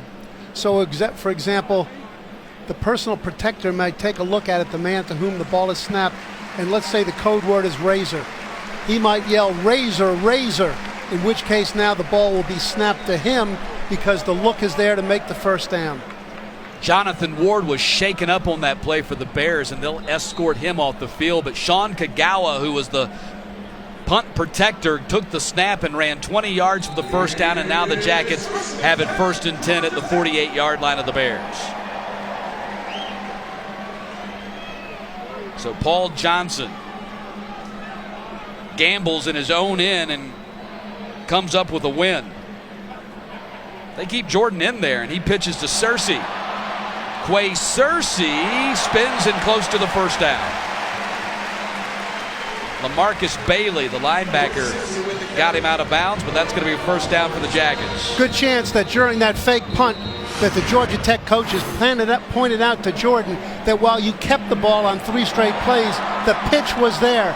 If you'll just pitch it, there's big yardage outside because the defense has not changed a lick from what we drew up on the board for you at halftime. And for the second consecutive play, the Bears have lost another man. They got another man down on the field. And Matt, that's probably a good reason why Jordan is playing. All right, with a 21-7 lead at the half, I'm not saying they think it's in the bag, but this is the time to get the other quarterback some plays. They might need them because before the year is over, these option quarterbacks do get banged up. And even in the best case scenario, in a year from now, he's likely to be the guy. There's a lot of coaching that, not just playing time, but there's a lot of coaching that he's getting that will carry over into his next playing time. Trying to get a read on the man down for the Bears. It looks like it is number 17, Eric Jackson, the cornerback, and he is escorted off the field. Interesting here, Matt, his backup is normally Steven Huza, right, who's been playing slot back on occasion in this game. Let's see if Steven is going to play. He'd be a two-way guy today. Not so far. Huza not out there on the field. So that would mean that essentially this is probably the number 3 man at that position. Yeah, it looks like Cam Lott and Jeremy James are playing the corner positions right now. So 1st and 10, ball at the 37-yard line.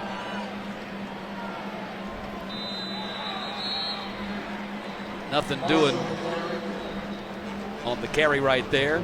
That was Marcus Marshall.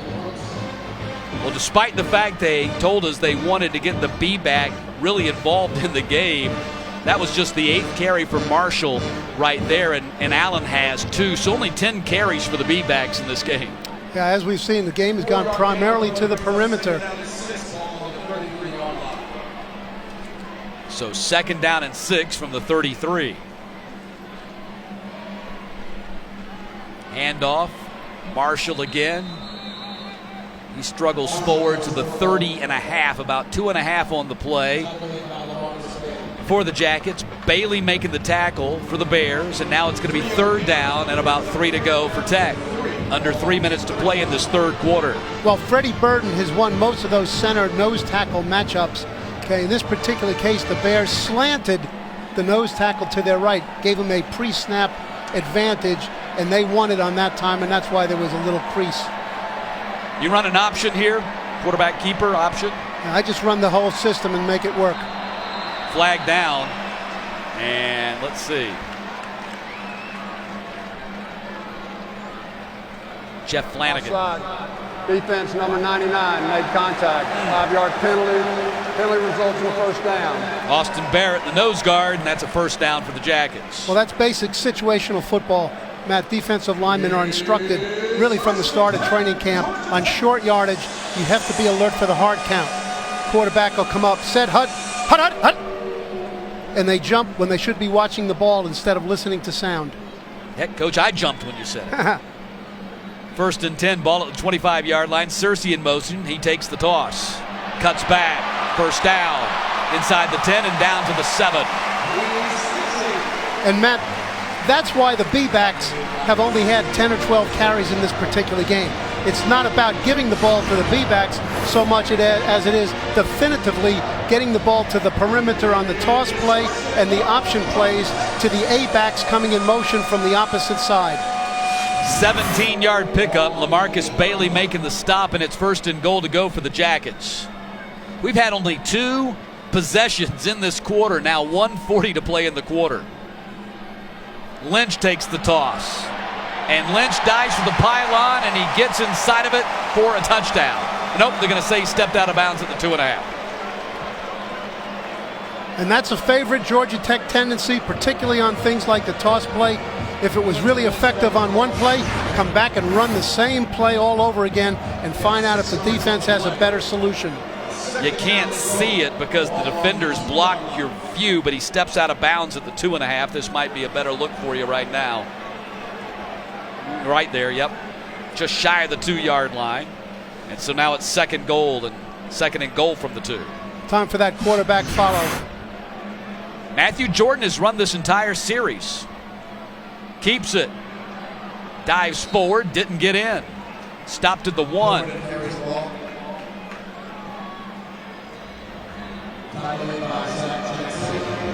So now it's going to be 3rd down and goal from the 1-yard line.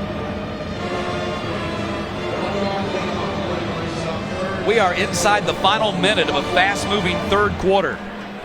Matt, just for the fun of it, I wouldn't be surprised to see the toss play here. Well, let's see if they do it for the fun of it to get a touchdown. Nope, no toss. And Jordan got in. Well, what they did, that was smart. They moved that quarterback follow play from over the guard where the Bears were all bunched up on the previous play. They moved it further outside, so he followed over the tackle where there was a space opening before the snap of the ball. Good observation from the sideline by the Georgia Tech coaching staff. Matthew Jordan with his 2nd touchdown run, an 11-play, 78-yard drive that took 6:10. I mean, these are old-fashioned slobber knocker drives here. 17 plays, 8:20 for Mercer to get a field goal. 11 plays and 6:10 for Georgia Tech to get a touchdown. They've eaten up the entire 3rd quarter. Butker converts, and it's 28-10. With just 25 seconds to play in the quarter.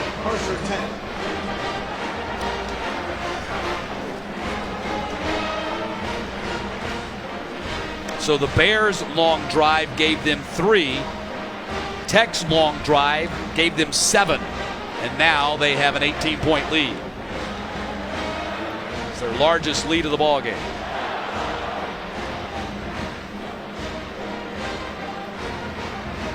So that means that the Jackets played the entire 3rd quarter without Justin Thomas playing in the ball game. We'll see if they bring him back in the 4th.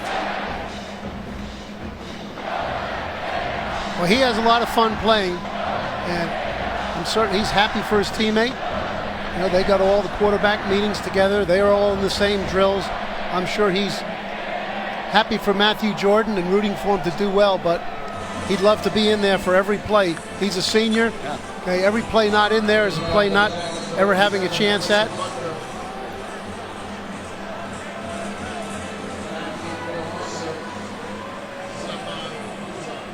Stefan Huza and Peyton Usher are deep for the Bears. Butker's kick, a knuckleball that's going to be taken by Huza, and he'll take a knee. So the Bears will bring it out to the 25-yard line.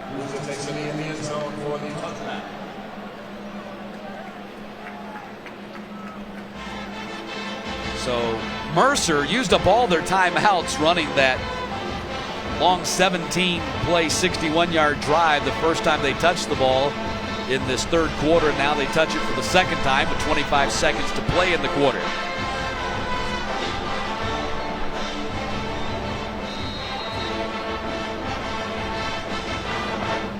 So 1st and 10 for Mercer.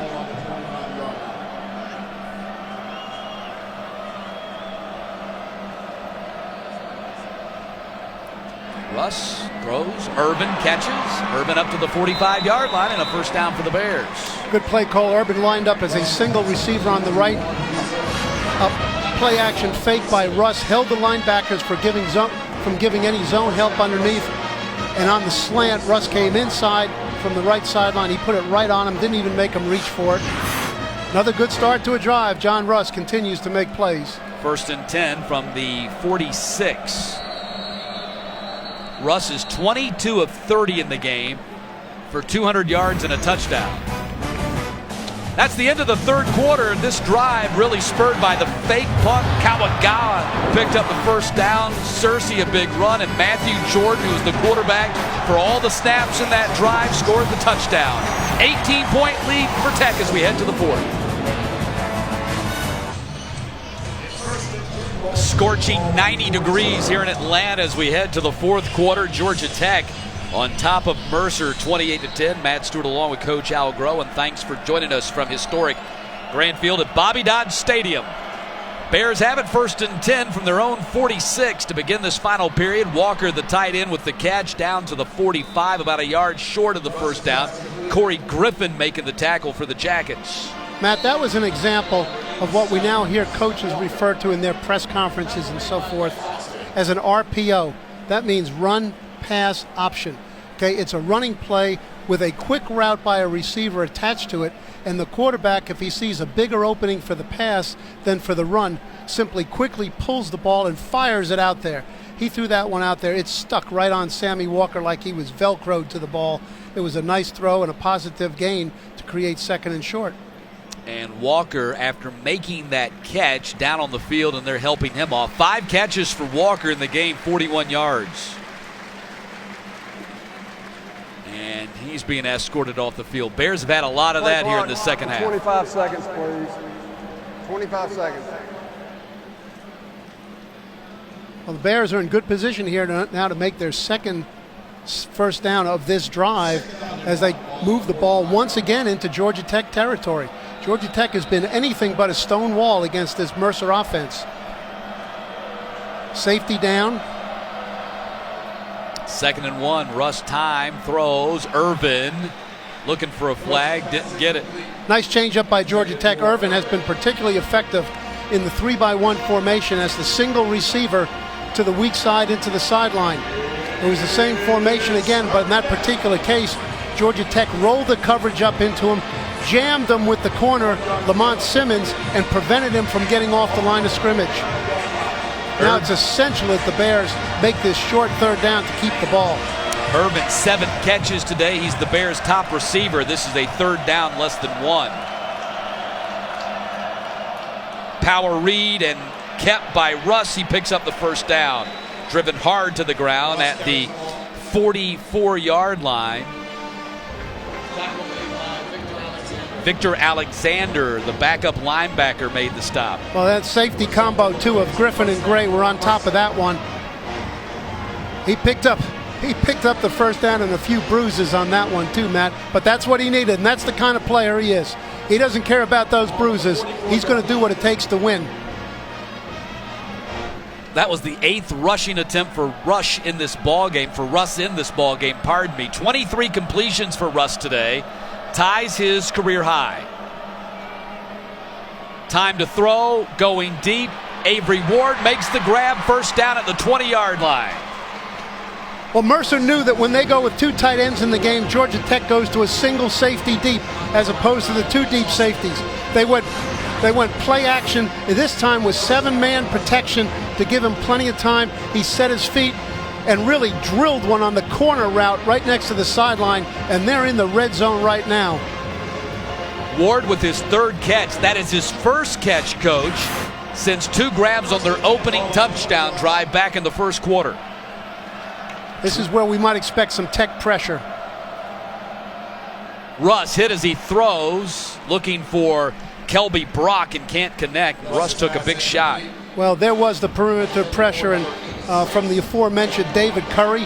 And if genes count for anything, he's a high contact, high intensity player. He comes off the right side of the offense as the unblocked linebacker. Smart play to hit the quarterback, but he targeted him properly. No opportunity for a roughing the passer call. 2nd down and 10, ball at the 20. Pressure again. Again, Curry comes off the edge. Again, they get to Russ, pass incomplete. Again, they're trying to connect with Kelby Brock, and it's 3rd down. Same pressure, 2 plays in a row. They're bringing more than Mercer has in to pick up. They're simply winning the numbers game. But that time they won on the outside. Okay, they beat the corner, Lamont Simmons, on a hard slant from the right to the left. He just didn't have enough time. He drilled the ball instead of lofting it. A little air under the ball, Matt, would have been a touchdown for the Bears. And Antonio Simmons, their top speed rusher, buried Russ as he delivered the pass downfield. 3rd down and 10. They're going to pull back and play zone now. They send only 3. They set up a tunnel screen. Doesn't work, and it's 4th down. Well, both Simmons and Curry saw that one coming. That's been consistent. Nice job by the Georgia Tech defense going into pressure. One of the few times they've been in pressure this year or with this game, max pressure, and they forced 2 incompletions, one of which the receiver was clear on. 37-yard attempt for Fisher.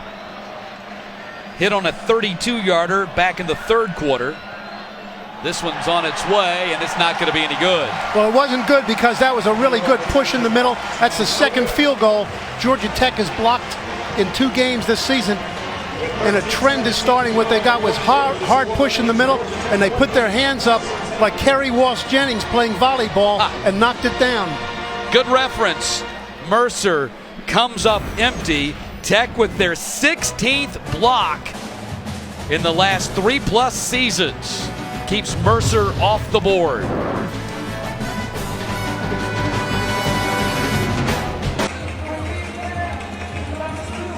Watch Georgia Tech's number 54, Kyle Surge Henderson, just blow up number 72, Mitch Mathis of the Mercer Bears. That's just brute force, and that's what led to the block. Nothing tricky about that. And they just muscled him up and blocked that field goal for Kyle Surge Henderson. Hey, Matthew Jordan stays in the ball game. Handoff goes to Lynn Griffin as he comes to the near side and advances the ball to the 28-yard line. Pickup of about 8 on the play. We haven't seen much of Griffin today, and with all the full flow plays that Georgia Tech has run, that was the first counter play. Faked the toss play going to the left, handed it to Griffin on the counter coming back to the right. It produced the same results as all those other perimeter plays. 2nd down and 2. Marcus Marshall picks up the 1st down. We'll effort to see if there's anything up with Justin Thomas, but Matthew Jordan has taken all the snaps here at quarterback in the 2nd half. I'm looking for Thomas on the sideline right now. There he is. He's just right there in the middle of the sideline. So interesting development here. In what is a relatively tight game, this is not a blowout. It's 28-10. Keeper Jordan. 1st down Jordan up to the 45-yard line. Matt, it could very well be, too, that, the way this game has progressed, Georgia Tech probably is not going to need more plays from Justin Thomas to win the game. But they're going to need a lot of plays from him during the course of the season. So it could, if we pick, hey, is it A, is it B, is it C, is it all of the above? It could at least be C. We just want to minimize the licks this guy takes early in the season. Well, Georgia Tech is in a stretch where they play 3 games over the next 12 days, counting this one. Jordan fakes the pitch, holds on to it, dropped at the 48-yard line. We will notice here the difference in decision-making. Look, it's been a good read every time by Matthew Jordan, but by the same token, he's only pitched the ball one time, and the really big plays for the Georgia Tech offense in the first half came with good decisions to pitch the ball at the last instant, right before he got tackled by the defense by Justin Thomas. 2nd down and 6. Jackets will host Vanderbilt here next Saturday, and then Thursday night, 2 Thursday nights from now, they've got Clemson in here, so that's 3 games in 12 days as Jordan keeps and gets down to the 45.5 and picks up the first down. Kyle Trammell making the tackle for the Bears. You know, at this rate, probably already at this point here, Matthew Jordan's going to have the most carries on the team. Well, that was his 10th carry right there. That ties him with Marcus Marshall for tops on the team. Both of them 10 carries. Marshall 10 for 51 and Jordan now 10 for 39. Clinton Lynch comes to the near side. Lynch to the 40.5. Tosin Aguibar made the stop. Aguibar is one of the 34 they call day ones. Back in 2012, when they started practice, they had 104 players show up for their first day of practice. They didn't have any gear. They didn't have a stadium. They just had a field. 34 of those 104 are still with the program 5 years later. And Matt, how remarkable as it is, as you just said, here today, with 4 years of football behind them, the Bears have put on the performance that they have. For those 34, that first season was a redshirt year, a practice season. Georgia Tech. Timeout Georgia Tech with 9:48 to play, and the Jackets on top 28-10.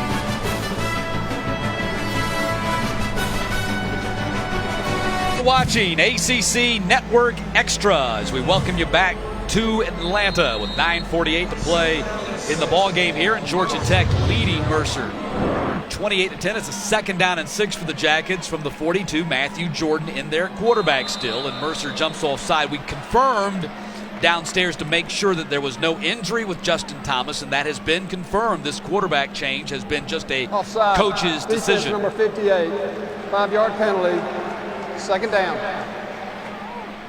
Dorian Kithcart flagged for the infraction, brings up a 2nd down and about a yard now from the 37.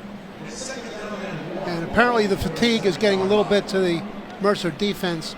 Matt, this is the 3rd nose tackle they've had in the game, despite the fact that they've run just about as many plays as Georgia Tech has.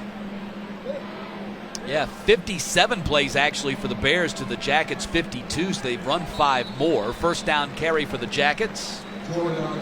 Matthew Jordan, his 11th carry of the ball game. Tyler Ward making the stop, and Ward's 11th tackle of the ball game. Well, Freddie Burton took advantage of the fact he's got number 3 nose tackle in front of him. Okay, he rolled off of that like an 18-wheeler coming downhill, and he just knocked him flat back off the ball, and that's why the opening for Matthew Jordan on the short yardage play. 1st and 10, ball at the 33, keeper Jordan.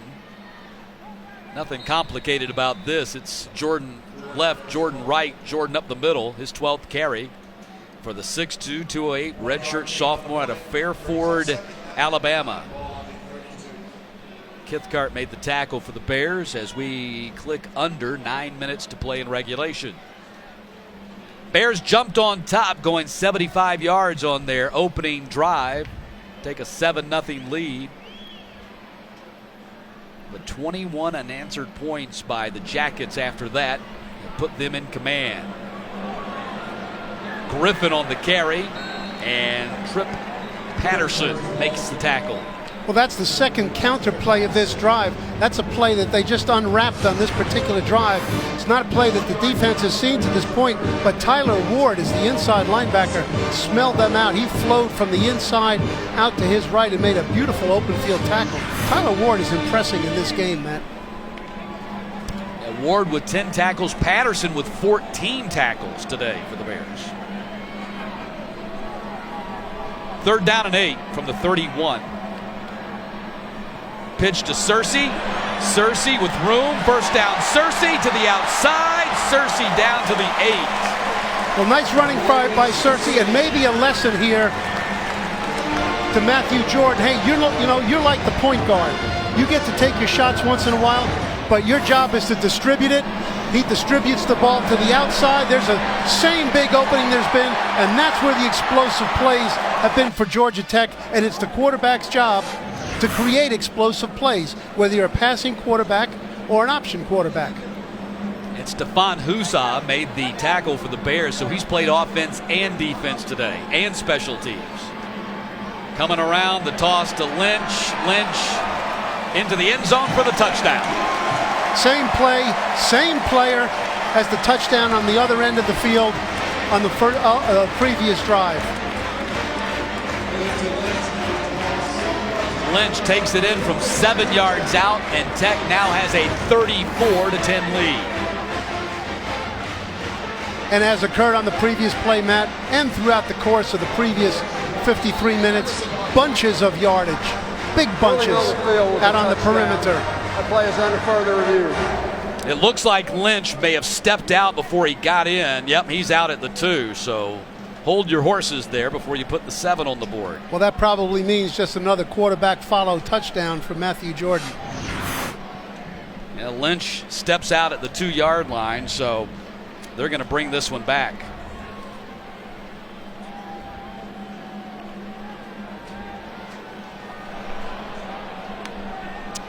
Yeah.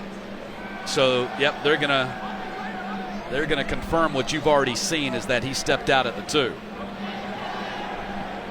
Paul Johnson. Doesn't look like he's too happy, does he? Hands on hip. It is what it is. The guy stepped out of bounds. No, I think, perhaps, and I have no way, I can't get inside his head. I think he's unhappy that, hey, look, the whole stadium has seen that he stepped out of bounds, and we still haven't gotten a call from the official yet. I think that's perhaps his frustration. The runner was out of bounds at the 2-yard line. Ball be placed at the 2-yard line, 2nd down.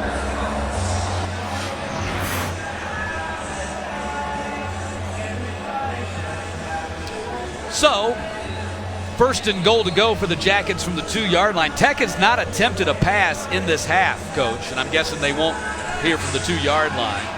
Well, that maybe defines what Matthew Jordan's game is. He has taken all the snaps at quarterback in this half for Georgia Tech.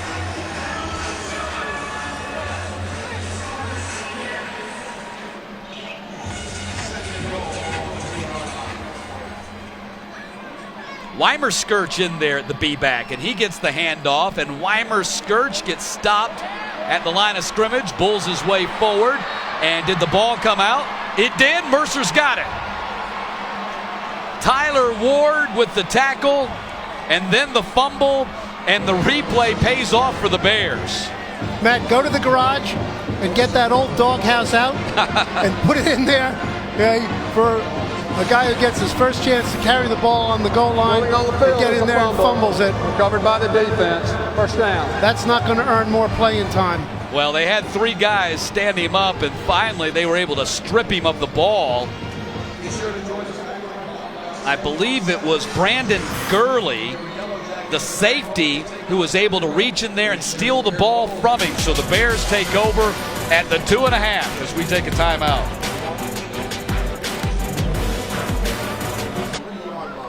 So Mercer takes over, 1st and 10 at their own 3 after the forced fumble by Brandon Gurley. And a brand new defense on the field for the Yellow Jackets here with 7 minutes to play.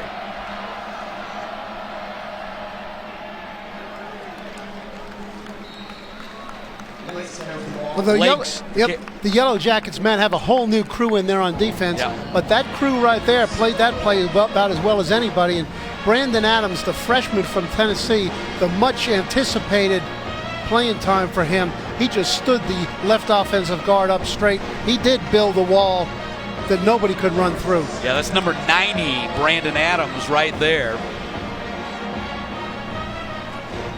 Out of Brentwood, Tennessee. 2nd down and 10.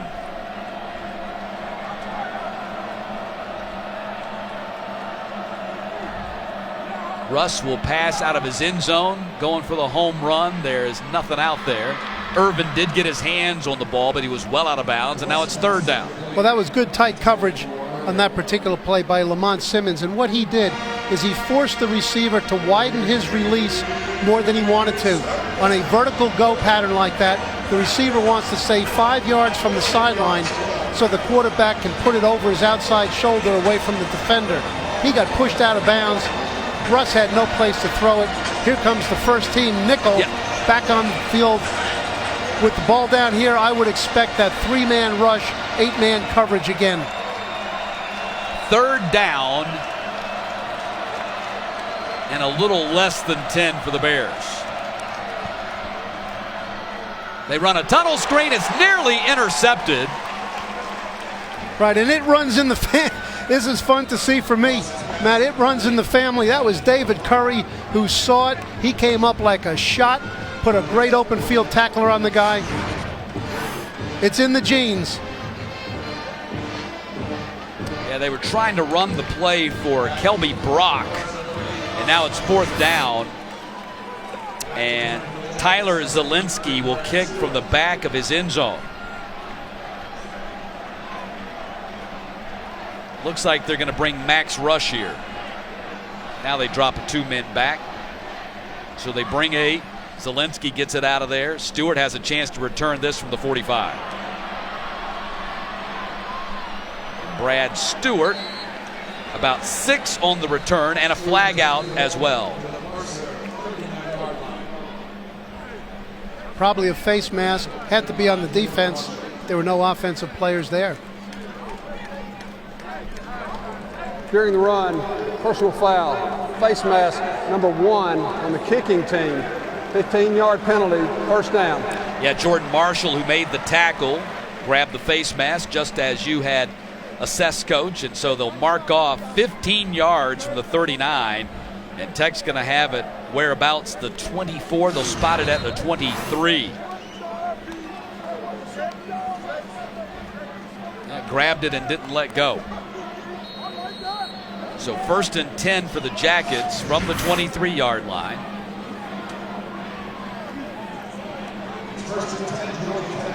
And the third-team quarterback, Taquan Marshall, checks in. So Marshall gonna run it. He was an A-back last year, played high school quarterback, came here, started his career as an A-back, and they put him back at quarterback in spring practice and really had rave reviews. Trip Patterson made his 15th tackle right there as Taquan Marshall took a loss at the 25. Actually, they spotted it at the 22, so they gave him a yard on the play. We'll see pretty basic stuff here now with this group in there, particularly with the number 3 quarterback. Handoff goes to Marcus Allen. Nope, not Marcus Allen on the play. It ended up in the hands of Nate Cottrell. Mike Gray making the tackle. Well, that's the third time for this play. That's the complement off the toss sweep, which they have run so frequently in this game.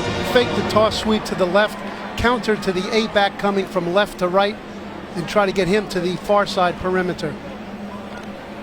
You got to have great eye discipline on defense, and if you're calling the play-by-play, to keep up with it sometimes.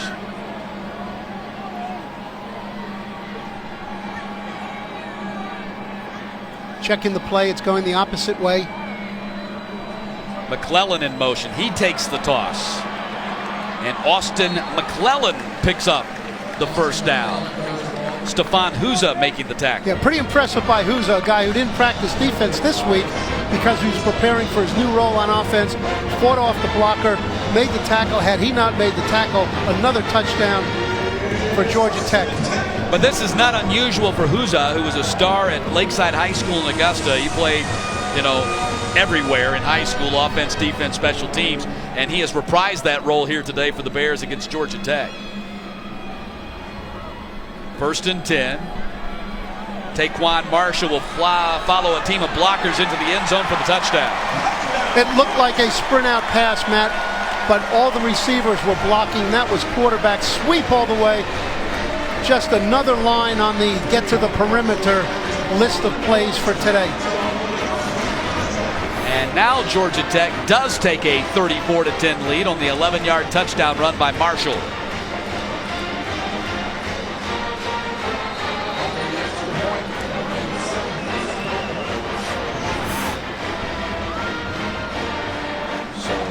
Daquan Marshall gets into the end zone. And Butker makes it a 25-point lead for Georgia Tech. You know, Matt, last year, the Mercer Bears were the least penalized team in their conference. Yeah. They had 10 penalties against the Citadel, which Coach Lamb characterized as, quote, very uncharacteristic of us. I'm sure after all the unforced penalties today, that'll be the first thing he addresses. 35-10 lead for Georgia Tech. We'll come back for the final 3:57 in a moment. 3:57 to play. Matt Stewart, Coach Al Groh with you. Looks like Georgia Tech will improve to 2-0 on the season as they have a 35-10 lead on the Mercer Bears with 3:57 to play. Coach Paul Johnson getting a lot of guys action today, and now Sean Davis will kick off for Georgia Tech.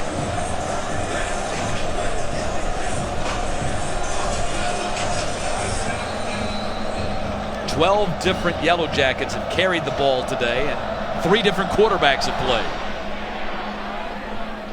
Huza will not return it as we take a look at our Capital One Impact Performance of the day, and it goes to the starting quarterback for the Yellow Jackets, Justin Thomas, with close to 150 yards of offense. He averaged almost 10 yards, basically 10 yards a carry, 8 yards a pass.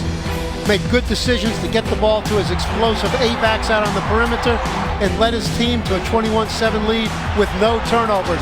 Pretty nice performance by the guy who is the key to Georgia Tech having a successful season. Justin Thomas, 5 for 10, 80 yards in the air, and 7 carries for 69 yards and a touchdown. And after halftime, he sat on the sideline for the rest of the day. Start thinking about Vanderbilt here in a couple of minutes. New quarterback in for the Bears is Michael Haynes, and he runs out of bounds. And a nice performance by John Russ today. Again, we talked about the veteran playing with a heavy heart after losing his grandfather earlier in the week. Russ finishes the day, Coach, 24 of 38 for 225, and he also carried 8 times for 24 yards. Yeah, that's a heck of a performance, and he'll get on the bus both disappointed and sad about his grandfather's passing, disappointed in the game, but proud of his performance. He came into a big-time stadium, and he performed like a big-time player today. All in all, you know, a good day for Georgia Tech. They got a win, and they played a lot of folks. And a good day for Mercer. This was their first opponent ever against, in the FBS category. There's Russ on the sideline. They brought, 5,000 folks. They sold all their ticket allotment, 5,000 tickets. They brought 15 buses full of students up from Macon for the game. And they had a nice showing here for this school from Macon, Georgia, that also has a satellite campus here in Atlanta and 30,000 alumni living in the metro Atlanta area. They showed they can make the plays to win in their conference. What they have to do is clean up the unforced penalties and perimeter issues that could cause them to lose regardless of those good plays. So 3rd down and 4 for the Bears. Haynes going to throw the ball. Nope, going to run it and pick up the first down instead at the 39-yard line. Bears next game, they'll host Tennessee Tech next Saturday, 4 o'clock at Five Star Stadium. That'll be on ESPN3. And their first Southern Conference game, actually, their second one, because they opened against the Citadel. Their second SoCon game will be against VMI at VMI October 1st, and that too will be on ESPN3. Approaching 2 minutes to play. 1st and 10 for the Bears at their own 39.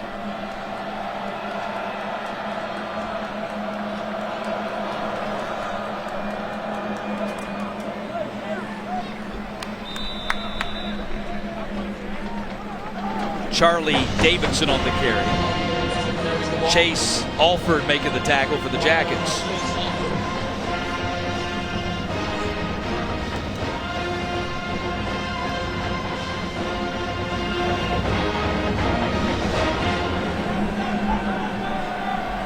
Second down and 8.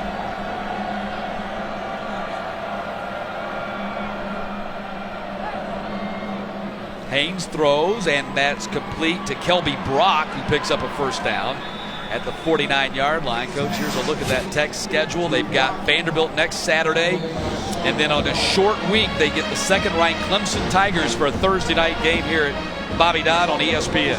They've got a pretty advantageous schedule. You got to go win the games, but between Boston College, Mercer, and Vanderbilt, they've got a chance to go 3-0, plus play a lot of people, develop some depth and some confidence for the big showdown on Thursday night against Clemson, which so far has not been the scoring machine that they were a year ago. They had a real fight with Troy to finally pick up the victory today over the Trojans. Bears hand off the ball to C.J. Cleckley. So Bobby Lamb doing the same thing Paul Johnson's doing, getting some guys in. This was a big experience for this team today to come into this big stadium and play here. Again, this is the 4th year in the restart of the Mercer program. They hadn't played an opponent of this caliber nor in a stadium of this size. And so a big day for the Bears, despite the fact they're going to take a loss. Had an early thrill when they took a 7-0 lead in the first quarter.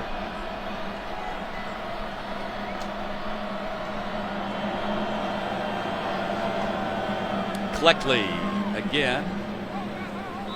Matt, I know of what you speak because my senior year in college, which I will decline to say when it was, we came down here and played Georgia Tech in Grant Field. Bobby Dodd was the head coach. The great Kim King and Lenny Snow were the players. Georgia Tech went on to play in the Gator Bowl that year when there were not very many bowl games. But to play in Grant Field, which at that time was one of the cathedrals of college football, was a memorable experience for me and my teammates. And so forth for the Mercer Bears today as well. Haynes, on what may be the final play of the game, stumbles down to the 38, and time is going to run out. The Georgia Tech Yellow Jackets now 2-0 on the season as they defeat the Mercer Bears 35-10 in the renewal of this rivalry. It had been 78 years since they met, and Georgia Tech wins for the 14th time out of 16 tries in the series. Coach, your thoughts on Georgia Tech? Now 2-0, getting ready for Vandy and then Clemson. They cleaned up some of the unforced errors that they were unhappy about in the last game. It was all about them. Obviously, the competition did not stress them out too much, but gave them a good go today, forced them to really execute. But I think they've defined themselves as a team that's got some firepower out on the perimeter, and with this good B-back still getting a lot of the conversation, that's where the ball's going to go here the rest of the season. To watch this entire game on replay as well as our other games on our family of ESPN networks, log on to watchespn.com or download the Watch ESPN app. And now for Coach Al Groh and the entire ESPN team, I'm Matt Stewart. So long from Georgia Tech. This has been a presentation of ESPN.